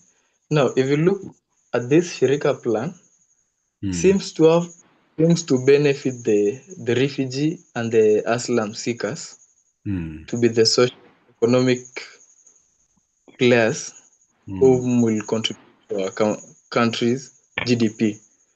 But my question is, there are several arms that are associated to this plan as compared to the benefits. There are more harms to the hosting community, that is the Turkana County and the Garissa County. So as Turkana County, we mostly these are pastoral whom they value their land for pastoralism. Now, if the government wants these refugees to be integrated with the locals or the host community, so it becomes a challenge for the host community to accept the integration. So when you look at this initiative, it is being engineered by the UNHCR, the African Development Bank, World Bank. They're financing and they're forcing us. You know, when I was following the processes of policy analysis and formulation, there is number 2 is data collection. So enough data was not collected, and they didn't get the views, the public participation from the locals, because there were impediments between the local community and the both levels of government. So what is the take as policy analyst? What are we supposed to do to advise the community this problem? Thank you. Okay. In fact, that is the meat of this conversation in this course, 613. We will be, after we have done development of policy, implementation and evaluation, we'll be looking at recommendations, and that's what you're asking. How do we then come in? How do we cause change? How do we influence? And there are many pieces to that. We'll come to that. But it's good thinking. I'm glad you're thinking ahead. There's somebody, Dell. If he's not there, so Ikiru, I hear what you're saying. And by the way, I've done a lot of work in Turkana, the refugee camp in Kakuma. I've gone to Lokitang. I've stayed in the Catholic mission in Lodwar, building capacity of schools there. So yeah, that would be very interesting. Somebody there, or Mary Njambi, whoever is ready. And then Jacqueline, then we move to the part 3 of my presentation. Yeah. Thank you so much, Prof, for the opportunity. Actually, my question is directed, it's on the first part, your first presentation. In Kenya, the policies usually follow the policy cycle, right? From the problem definition to the last step, communication. Because sometimes we feel like politics and urgency influence our policies, whereby the policy override the cycle. For example, in CBE, I'm an educator in Nyeri County. I feel like it was fast-tracked because we can see there was insufficient piloting, inadequate teacher preparations, inadequate infrastructure, and so on. And resources, yeah. Yeah, all that. So was CBE just placed there to align with the government educational reform agenda? Number 2, I have a second question whereby I want to ask, what can we do to limit the negative political interference when it comes to policy making? And how can we strengthen the evidence-based policy making? Thank you.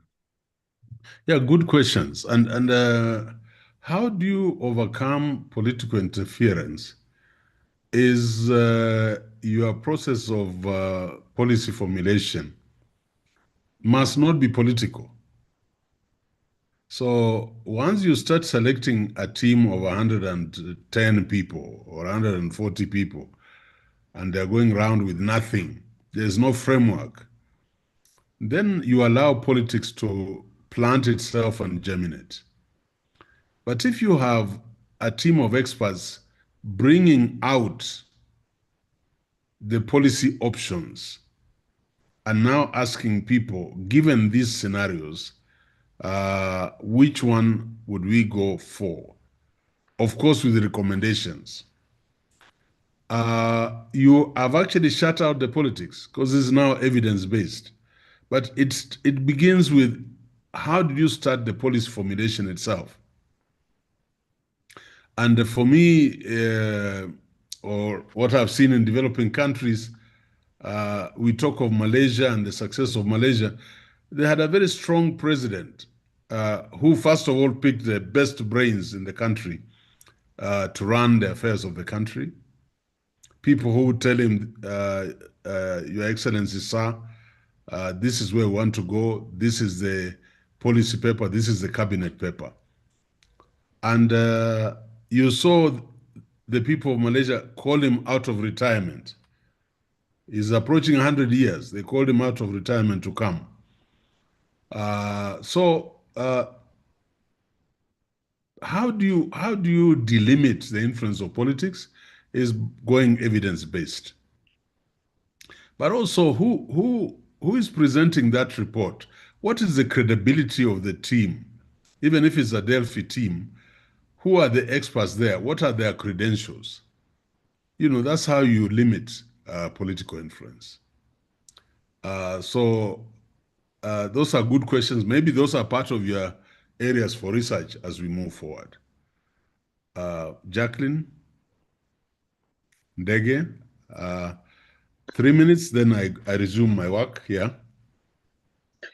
Yeah, thank you, Professor. I'm enjoying listening to you. I am coming from the world of Kiswahili. Of course, I'm in leadership in my school, and as I'm sitting here and listening to you talking, one of the things that is racing in my mind is when these education policy makers were formulating their policies, have they really charted out what's going to happen to the students who, I think, thousands of students who are sitting for Kijisea at the end of this year? We have, in our institution, even called someone from the Ministry of Education to, come and tell parents, because we don't know what to tell them. Come and tell them what's going to happen once they're, when it was 844 time, we knew that after this, they are going to be coming calling letters. It was so clear where the learners were going. But here we have thousands of children sitting Kijisea this year. The ranking has been changing from, 4 to now it's 8, from exceeding expectations. So I'm wondering, from the Ministry of Education, we heard that now, if we were admitting 700 from once, we will now admit 1,400 into grade 10. And we don't, in fact, this lady was so categorical. She said, we don't even care, even if they're going to sleep along the corridors. That is what we are going to do so that we cater for the 1 year that we did not have from once.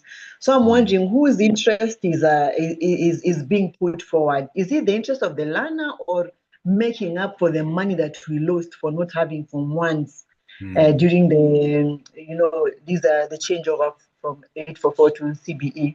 And I'm also sure that the person who is talking does not have their learner in those public institutions. Maybe these are the kind of people whose learners are jetting into St. Andrew's Turi, and the rest of us are coming from Samahoho village. So what is there a clear cut of what's going? I'm worried about the children who are joining grade 10. Is the policymaker so clear of what is going to happen to them? I'm seeing chaos. As you just said, that policy without analysis is a shot in the dark.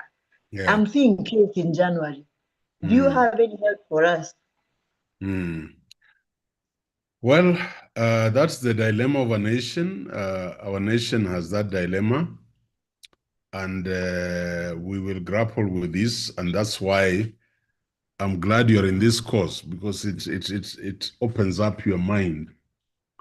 But I know that there are many interested forces, both local and international, that we cannot allow the destiny of young people to go to the drain. So I'm just glad you're feeling the way you're feeling, but it again goes back to the dilemma. Do people really know what it means to elect leaders right from the ward level up to the national level? Ladies and gentlemen, allow me to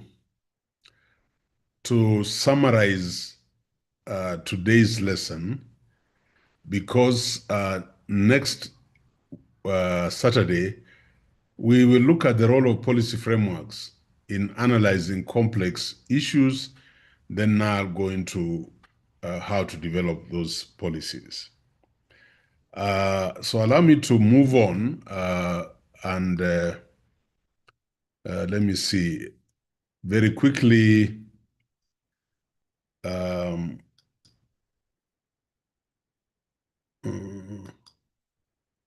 Let's see if we can share that. Yeah.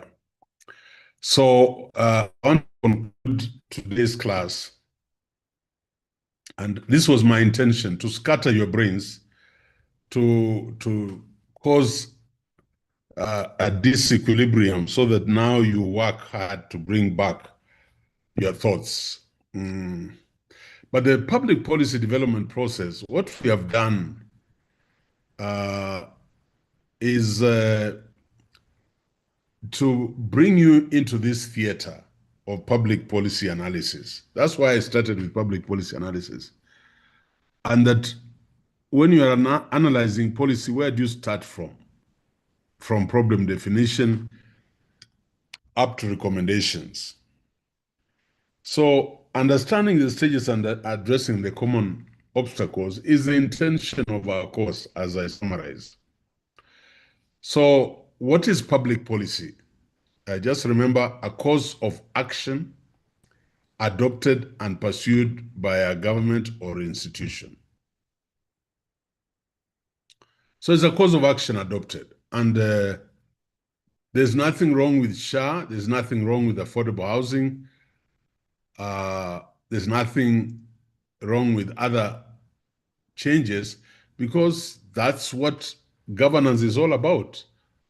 A course of action adopted and pursued by the government, or for us in Daystar.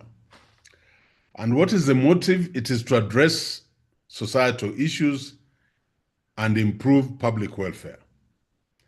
Ladies and gentlemen, today I drive from my office in Valley Road, Nairobi town, and it takes me about 30 to 40 minutes to get to my main campus at the river, courtesy of the express highway.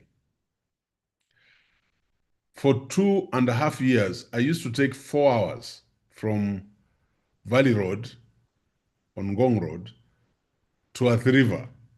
Sitting in a car, I would read papers, I would sleep. So you see, the express highway is a course of action that was adopted and pursued by government. Why? To address the traffic jam issue and improve transport between Nairobi and Mombasa highway. What are we going through? Some of us, what are we going to learn in this course? What are we going to concentrate on? Problem identification, policy formulation, policy adoption, policy implementation, policy evaluation. So next Saturday, I will sit at number 2, policy formulation, and give you all the context and the instruments for policy formulation. After that, we shall go to policy adoption, policy implementation, and policy evaluation. In problem identification, The key points, and we have discussed it today, is recognizing an issue affecting the public. And the public here is your community. Now, for me, Daystar, for you, that hospital or that office where you're working, or the government of Kenya. Gathering data and evidence to support the claim that there is a problem, there's an issue, and then engaging stakeholders. And many of you have alluded to this. And for me, I would circle in red experts, engaging stakeholders. There is community, but there are experts and then advocacy groups, the politics of it after you have the document ready.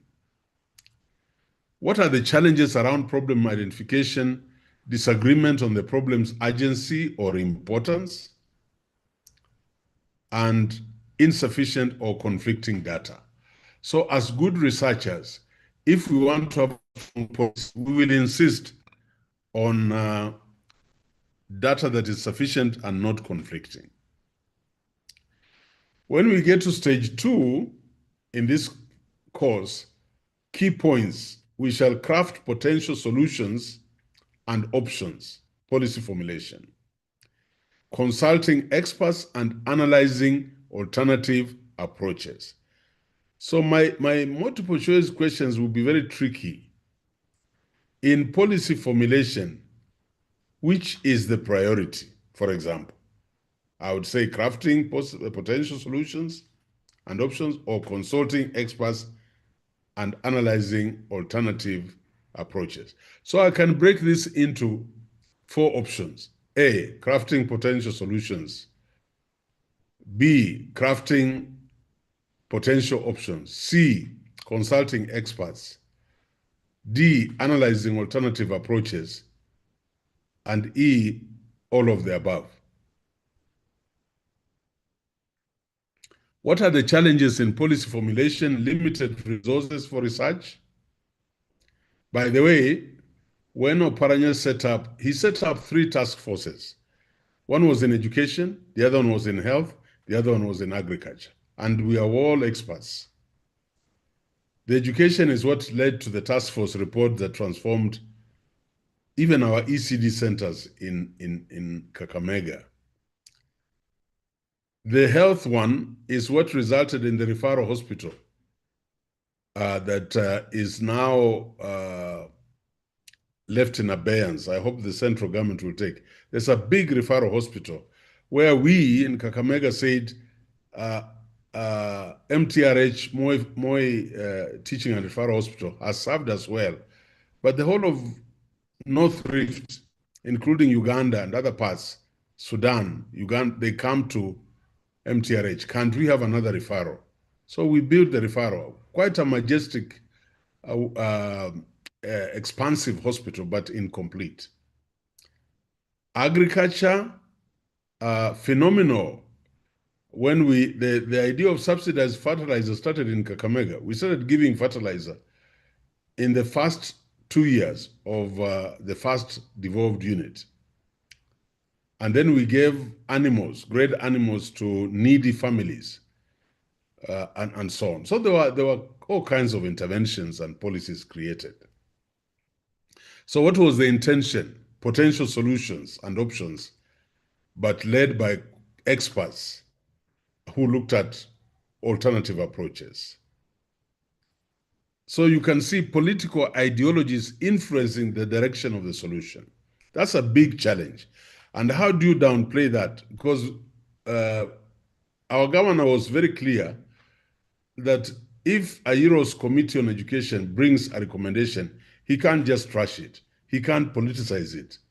No, he can't tell me, you know, Kakamega is a national school, and so our people, it's not only our people, we have all these other children from all over Kenya. No, he can't do that. Kakamega High School carries the image of our county, and so we will do the roads and we will expand the facilities. Policy adoption, decision-making by government bodies, the assemblies, and negotiations and compromise for it to be adopted. What are the challenges? We saw it with the finance bill in Kenya, partisan gridlock, and it became nasty. A lot of young people died. And competing interests from lobbying groups. By the way, that finance bill had so many interests, private sector interests and other people who wanted the Talanta Stadium built, not because they really want to develop talent, but they saw business. Policy implementation, key points, translating policy into actionable programs or regulations, and assigning roles to agencies and departments. So the implementation network, we'll get into the details. I'm just introducing it here, but we'll start with formulation and go through these stages. What are the challenges? Bureaucratic inefficiencies, even in high schools, in universities, in hospitals, bureaucratic inefficiencies, lack of funding or resources, that's the big thing. That's why Bill Clinton won American presidents for 10 years, because he told them, everybody was asking, how are you getting surpluses? He said, stupid, it's the economy. I guess Kibaki could have also told us that. And then resistance from affected groups. These all kinds of groups, marginalized groups, ethnic groups, coming in and influencing. It becomes a challenge for policy implementation. Policy evaluation, key points, monitoring the outcomes of policy. I think this is very important. As a policy analyst, policy evaluation is very important. So we'll expect you to monitor the outcomes of the policy and conducting evaluations to measure effectiveness. And remember, we shall not wait for summative evaluation at the end. No. We will have continuous evaluations, formative evaluations, so that we can see whether this policy is still on track or not. Challenges, difficulty in measuring long-term impacts, and of course, unintended consequences, and then feedback loops to re-enter policy formulation. Sometimes you are at evaluation and you have to go back to policy formulation. I'll give you an example. When we introduced free primary education, I was in the Ministry of Education and I was the secretary to the CESEP document, the funding document that attracted so many donors to give us so much money. We had no problem with money. But the problem we had was for policy evaluation, M&E, can you imagine a program that was in excess of 17 billion Kenya shillings? We allocated 25 million shillings for monitoring and evaluation. It just collapsed. So we had briefcase, booksellers, and schools doing all kinds of things, officers doing all kinds of things, and some of them, by the way, were actually jailed. But you can't have 25 million shillings oversighting those billions. You have lost the game.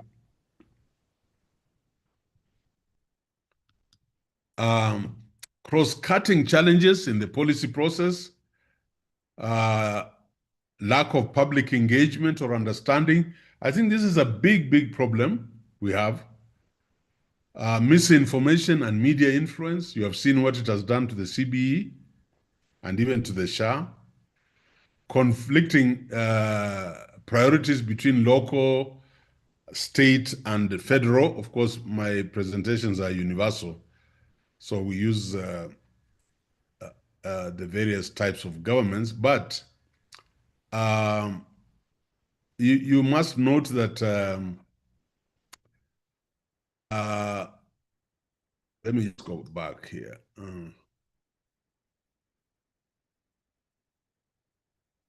Bureaucratic inefficiencies, lack of funding and resources.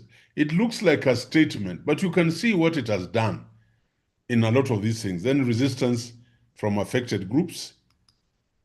And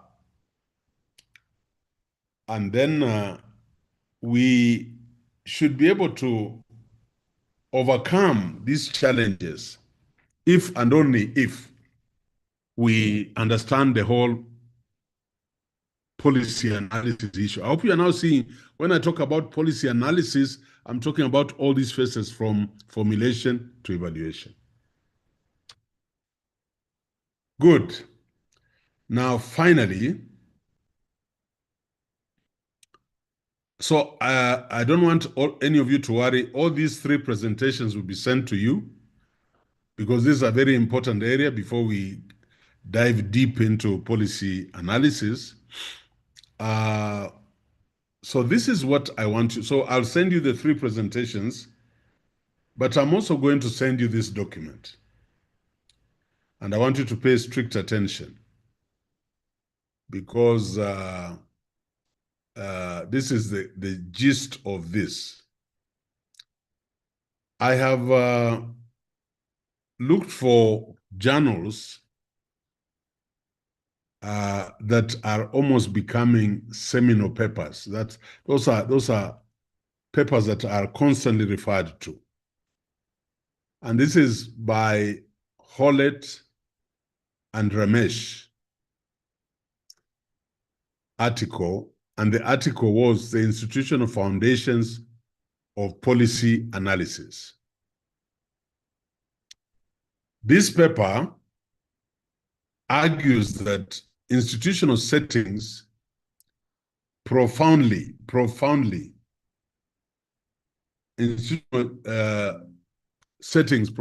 influence the process, methods, and outcomes of policy analysis.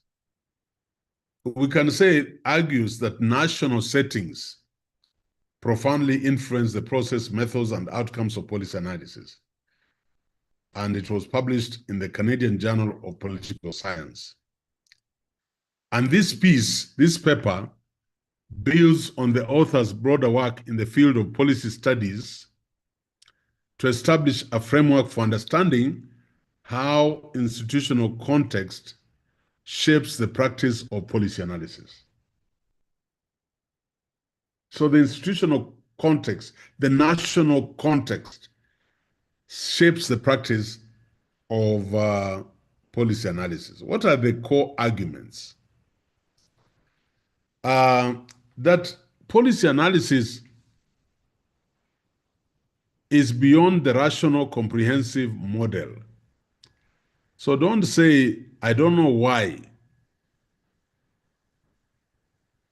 So this article serves as a corrective to a purely rational and technical view of policy analysis, which assumes that analysts can objectively and comprehensively identify the best solution to a public problem. And COHORT and Ramesh assert that this view is insufficient and that the actual choice is a political one bound by political institutions. That's very interesting. The other one is institutions shape analysis. So the authors argue that a policy analyst's work is significantly shaped by the rules, norms, and procedures of the institutions in which they operate.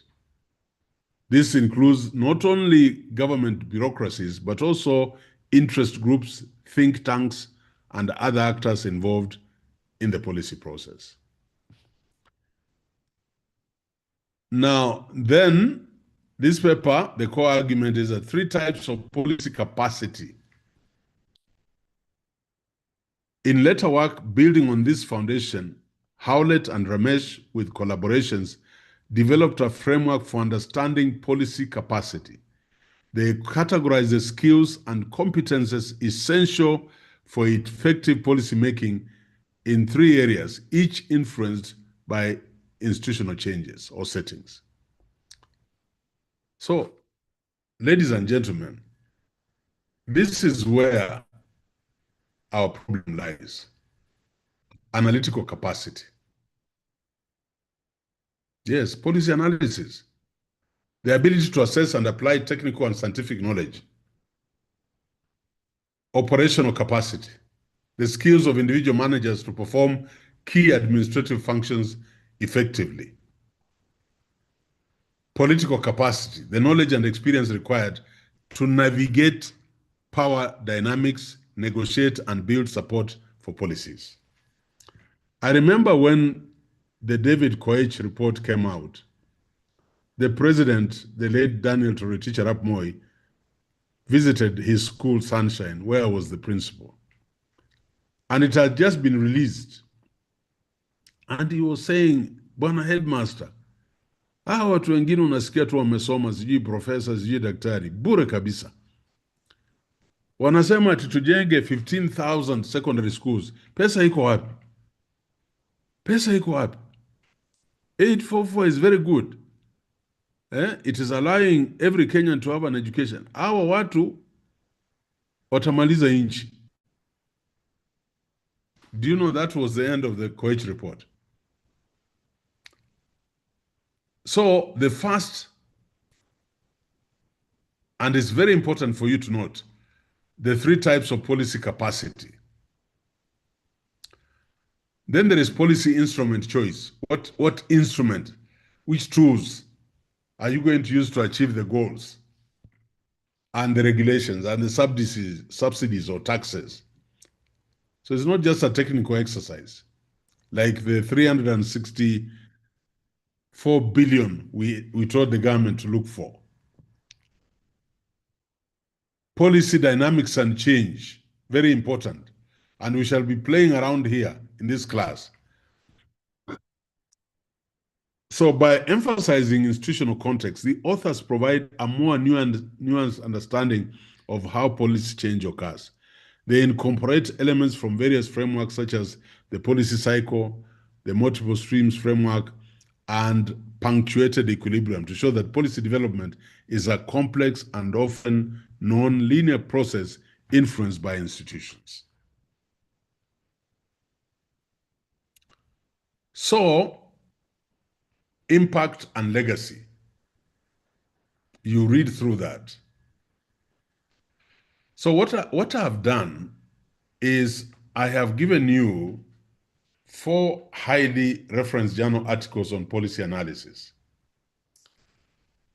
Each of you will pick an article of your choice. So I've instructed the librarian to send these articles to the course coordinator so that they can put them on your portals. So this one I've told you how I have analyzed, and I'm giving you this as an example. If you are doing the other articles, how you will analyze your policy document. And you see, this is problem-based learning. We are giving you this even before we go into the stages. And what we are saying, we want you to read and understand these concepts even before we come to thrash them out. Look at this one. Number 1, a foundational piece discussing the theoretical underpinnings and frameworks of policy analysis. So by the time you finish reading that article, all I'll be doing will be reinforcing, and you'll find that the whole policy analysis just falls in place. The second article is the science of muddling through public administration review. This is a classic article advocating incrementalism and the practical aspects of policy decision-making. Then, that is by Lindblom. And look at this, 1959. That means this article has more than 10,000 citations. That means it's a very, very important article that each one of us must read if we are going to say we have done policy analysis and methods. Then there is Sabatier and Jenkins Smith, Policy Change and Learning, an Advocacy Coalition Approach, and published and it is often cited in journals very heavily. And this is a seminal work. Look, the seminal work. Seminal work means work that has been cited over and over again in policy analysis, explains the role of coalitions in policy change. So you must get stakeholder concurrence. And then there is DIA TR, Understanding Public Policy, a comprehensive review of policy analysis methods and frameworks used in public policy research.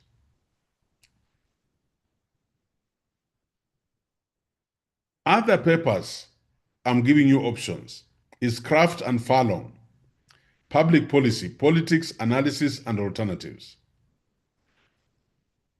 It is a book, but parts of it are widely cited in journal articles. So you'll get extracts of this work. And then there is JAR, Policy Analysis and Implementation, SS in honor of Christopher Hood. Christopher Hood is one of the fathers of policy analysis. So focuses on practical and theoretical aspects of policy analysis and implementation, often cited in policy studies literature. Ladies and gentlemen, how I taught policy analysis with the first cohort, second cohort, is very different from how I'm teaching policy analysis with you. I want to leave it open and listen very, very, very carefully. You will get this article and you will choose. I don't want to limit. And Mark, are you on call or Meshach? Yes. Yes, Yes, Prof. and Meshach is on. Yeah. So you will pick. I've asked the library to search for these articles and have them given to the coordinator so that they're on your portals. I don't want to limit you. Just pick one of these articles. You see, like this one is 79 to 88 pages. This one. So these are about 9 pages. You read this article, but you will use this framework that I have done for you on this paper by Ramesh and Howlett. You will tell me what are the core arguments. Yes. The core arguments here. So you talk about the core arguments. You talk about the 3 types of political capacity that you are getting from the paper. You will tell me about the policy instrument choice. Why is this? What is this paper advocating for? You will tell me about the policy dynamics and change. And I expect you to talk to me about impact and legacy of the paper. So if I were a good student in this class, every one of us will read this first paper. I must, everyone, this one. And then see how I derive these core elements out of it. You will then pick one of these. This one you'll have read. This one is compulsory. You'll pick this one, Lindblom, Sabatier, Dye, Kraft, or JAR. Pick one of them and subject it to the same criteria up there. I don't expect a submission, and listen carefully, of more than 4 pages. 4 pages, font 12,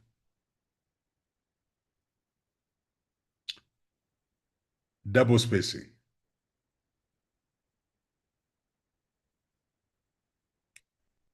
These are therefore your first, in this course, these are your first 15 marks out of the 60 on assignments.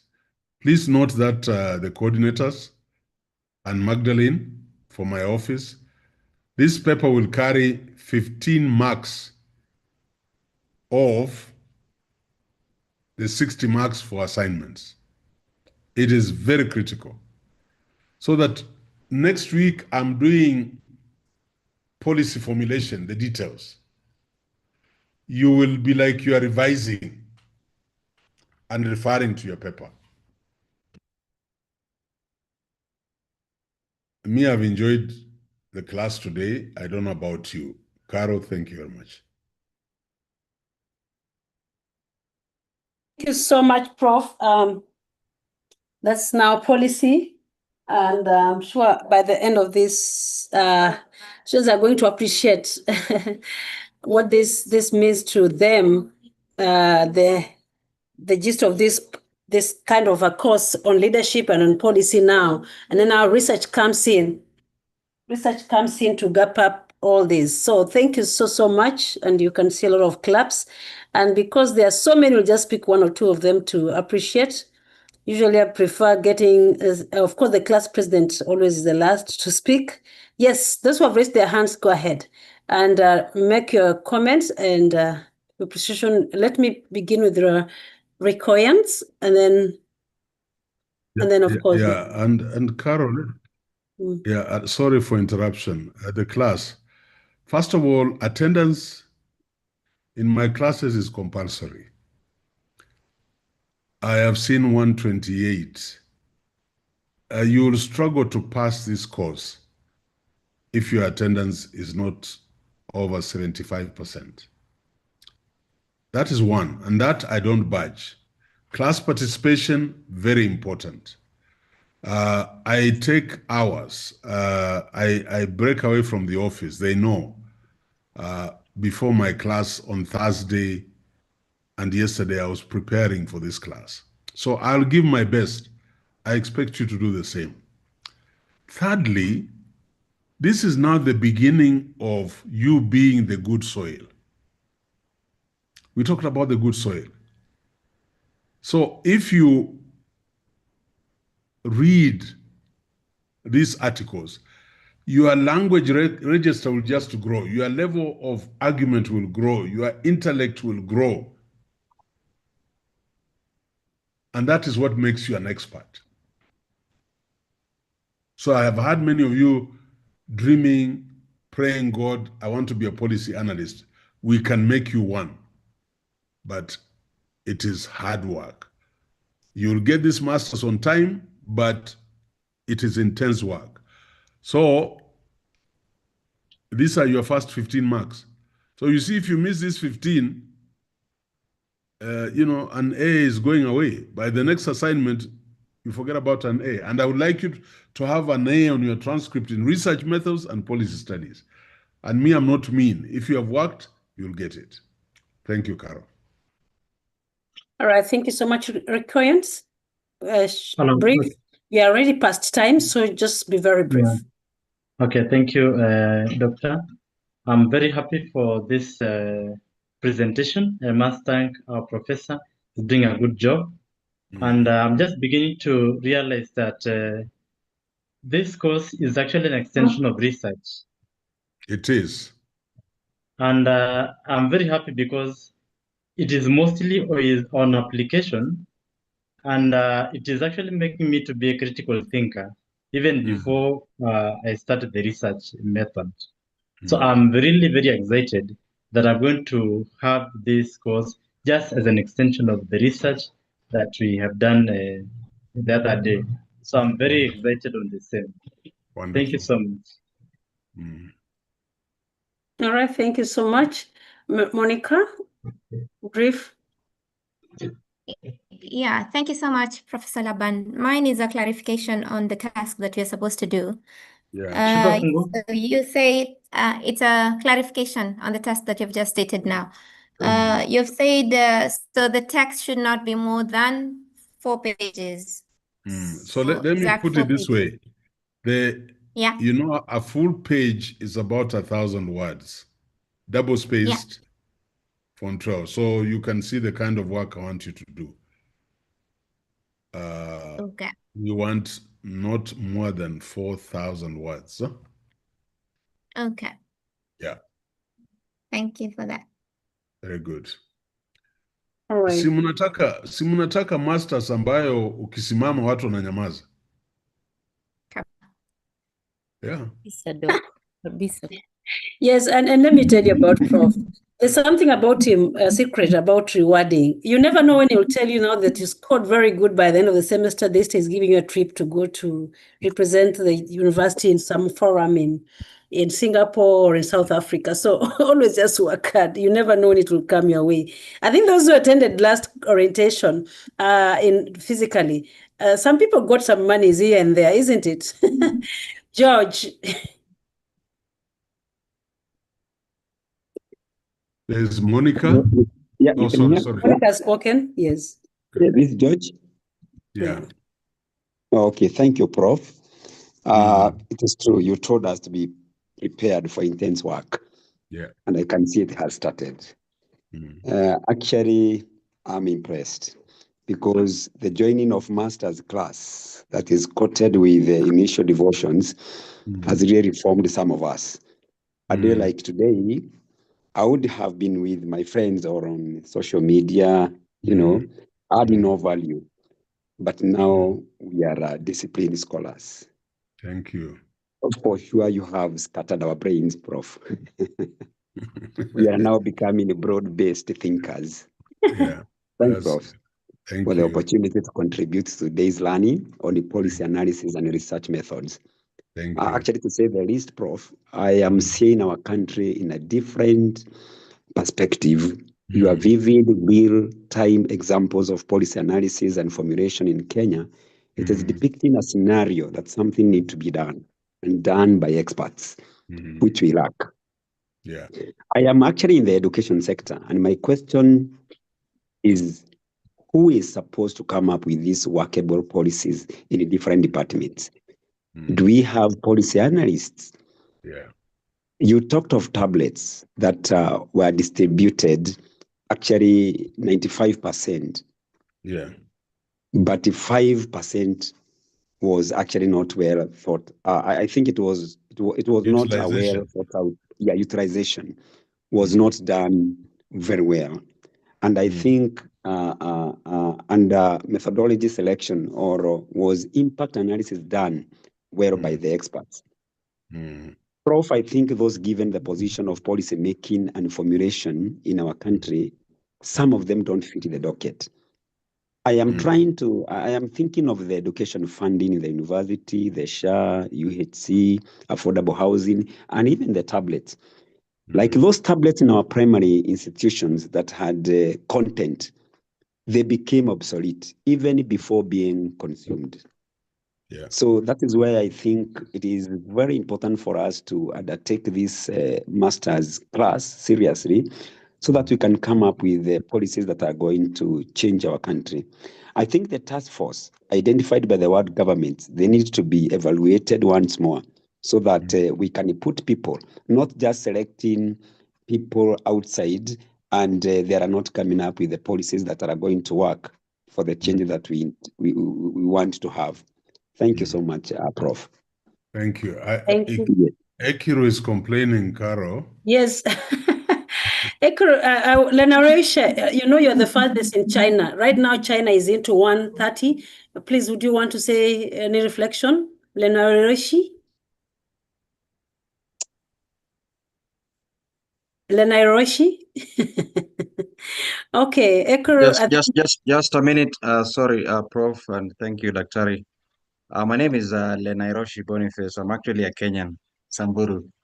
I'm in Nairobi. Okay. I really want to appreciate Prof for the presentation, well thought presentation in terms of policy development and all those things. A good summary of what we intend to expect. So we really appreciate you. And we are here. We are here. We are committed. We serve. I personally serve in government. That is the legislature. Yeah. And initially, I had undertaken the MBA, strategic management. So this is my first class for education. I missed your class on Thursday. So Okay. this is my first class, and why I moved from MBA to this is basically to learn about policy and leadership, because that I think is what we lack in this country. It's true. So I'm here and I'm happy to be here. Thank you. Asante sana. So, Caro, can we close? Thank It's you. late. Yeah, we can close. We are closing. Lastly, Ekuro, we close. I don't think Mark is on. Mark, are you on, the class president? We are locking and finishing up tonight. I know several had requested that, yeah. Ekiro?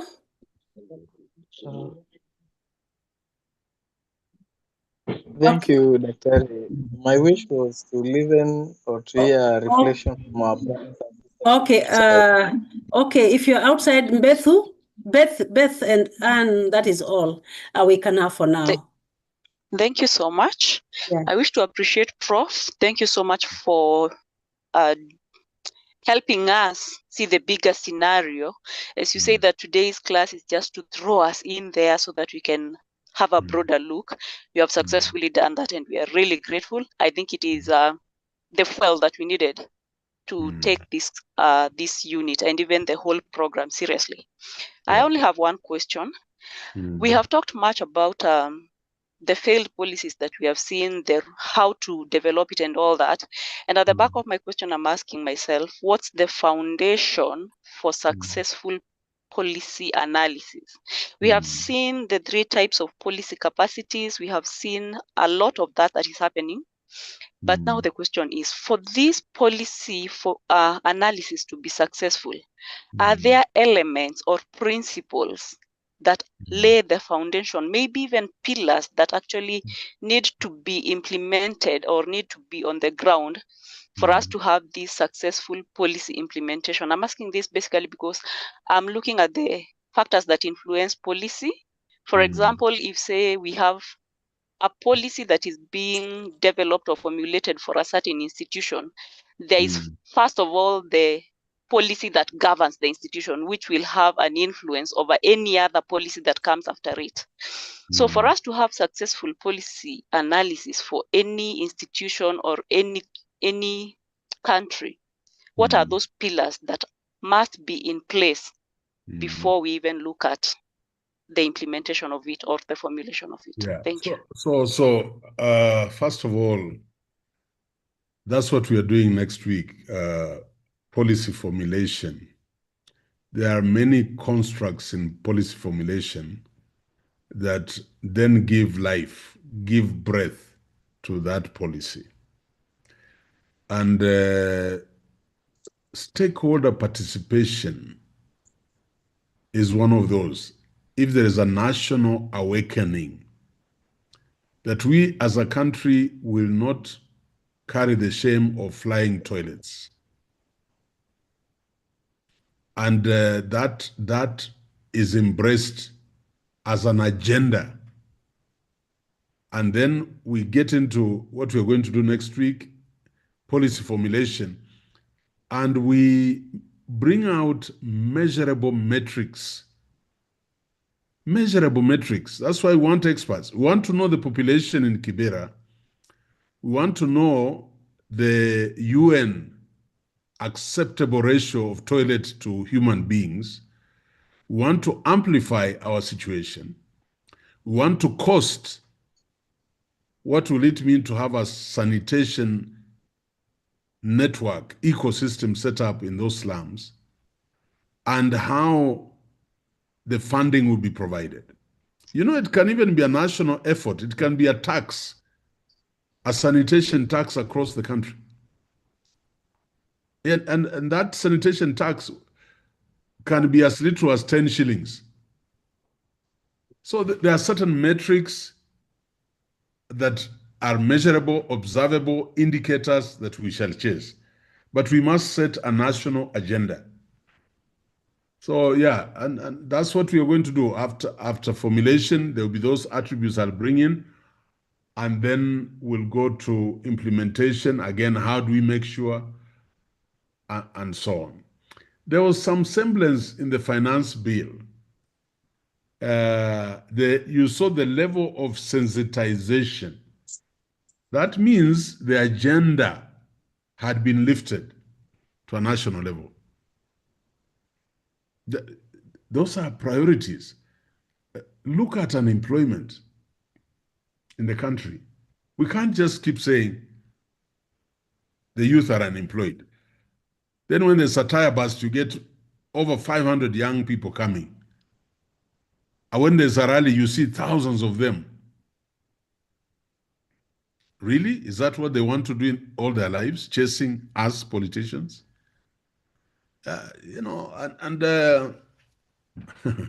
God forbid, me when I was leaving campus, I had 5 job offers.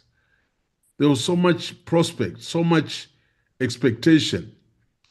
And yeah, there we are. Today, we are turning them out in thousands. Yeah, so maybe I'm not saying what I want to say, but that's what a policy must have a life within it.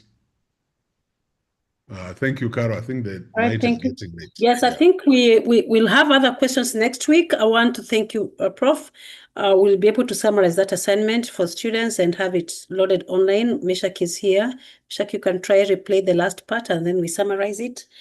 We have added all of you on the e-learning, onlining. So if you're not there, let us know.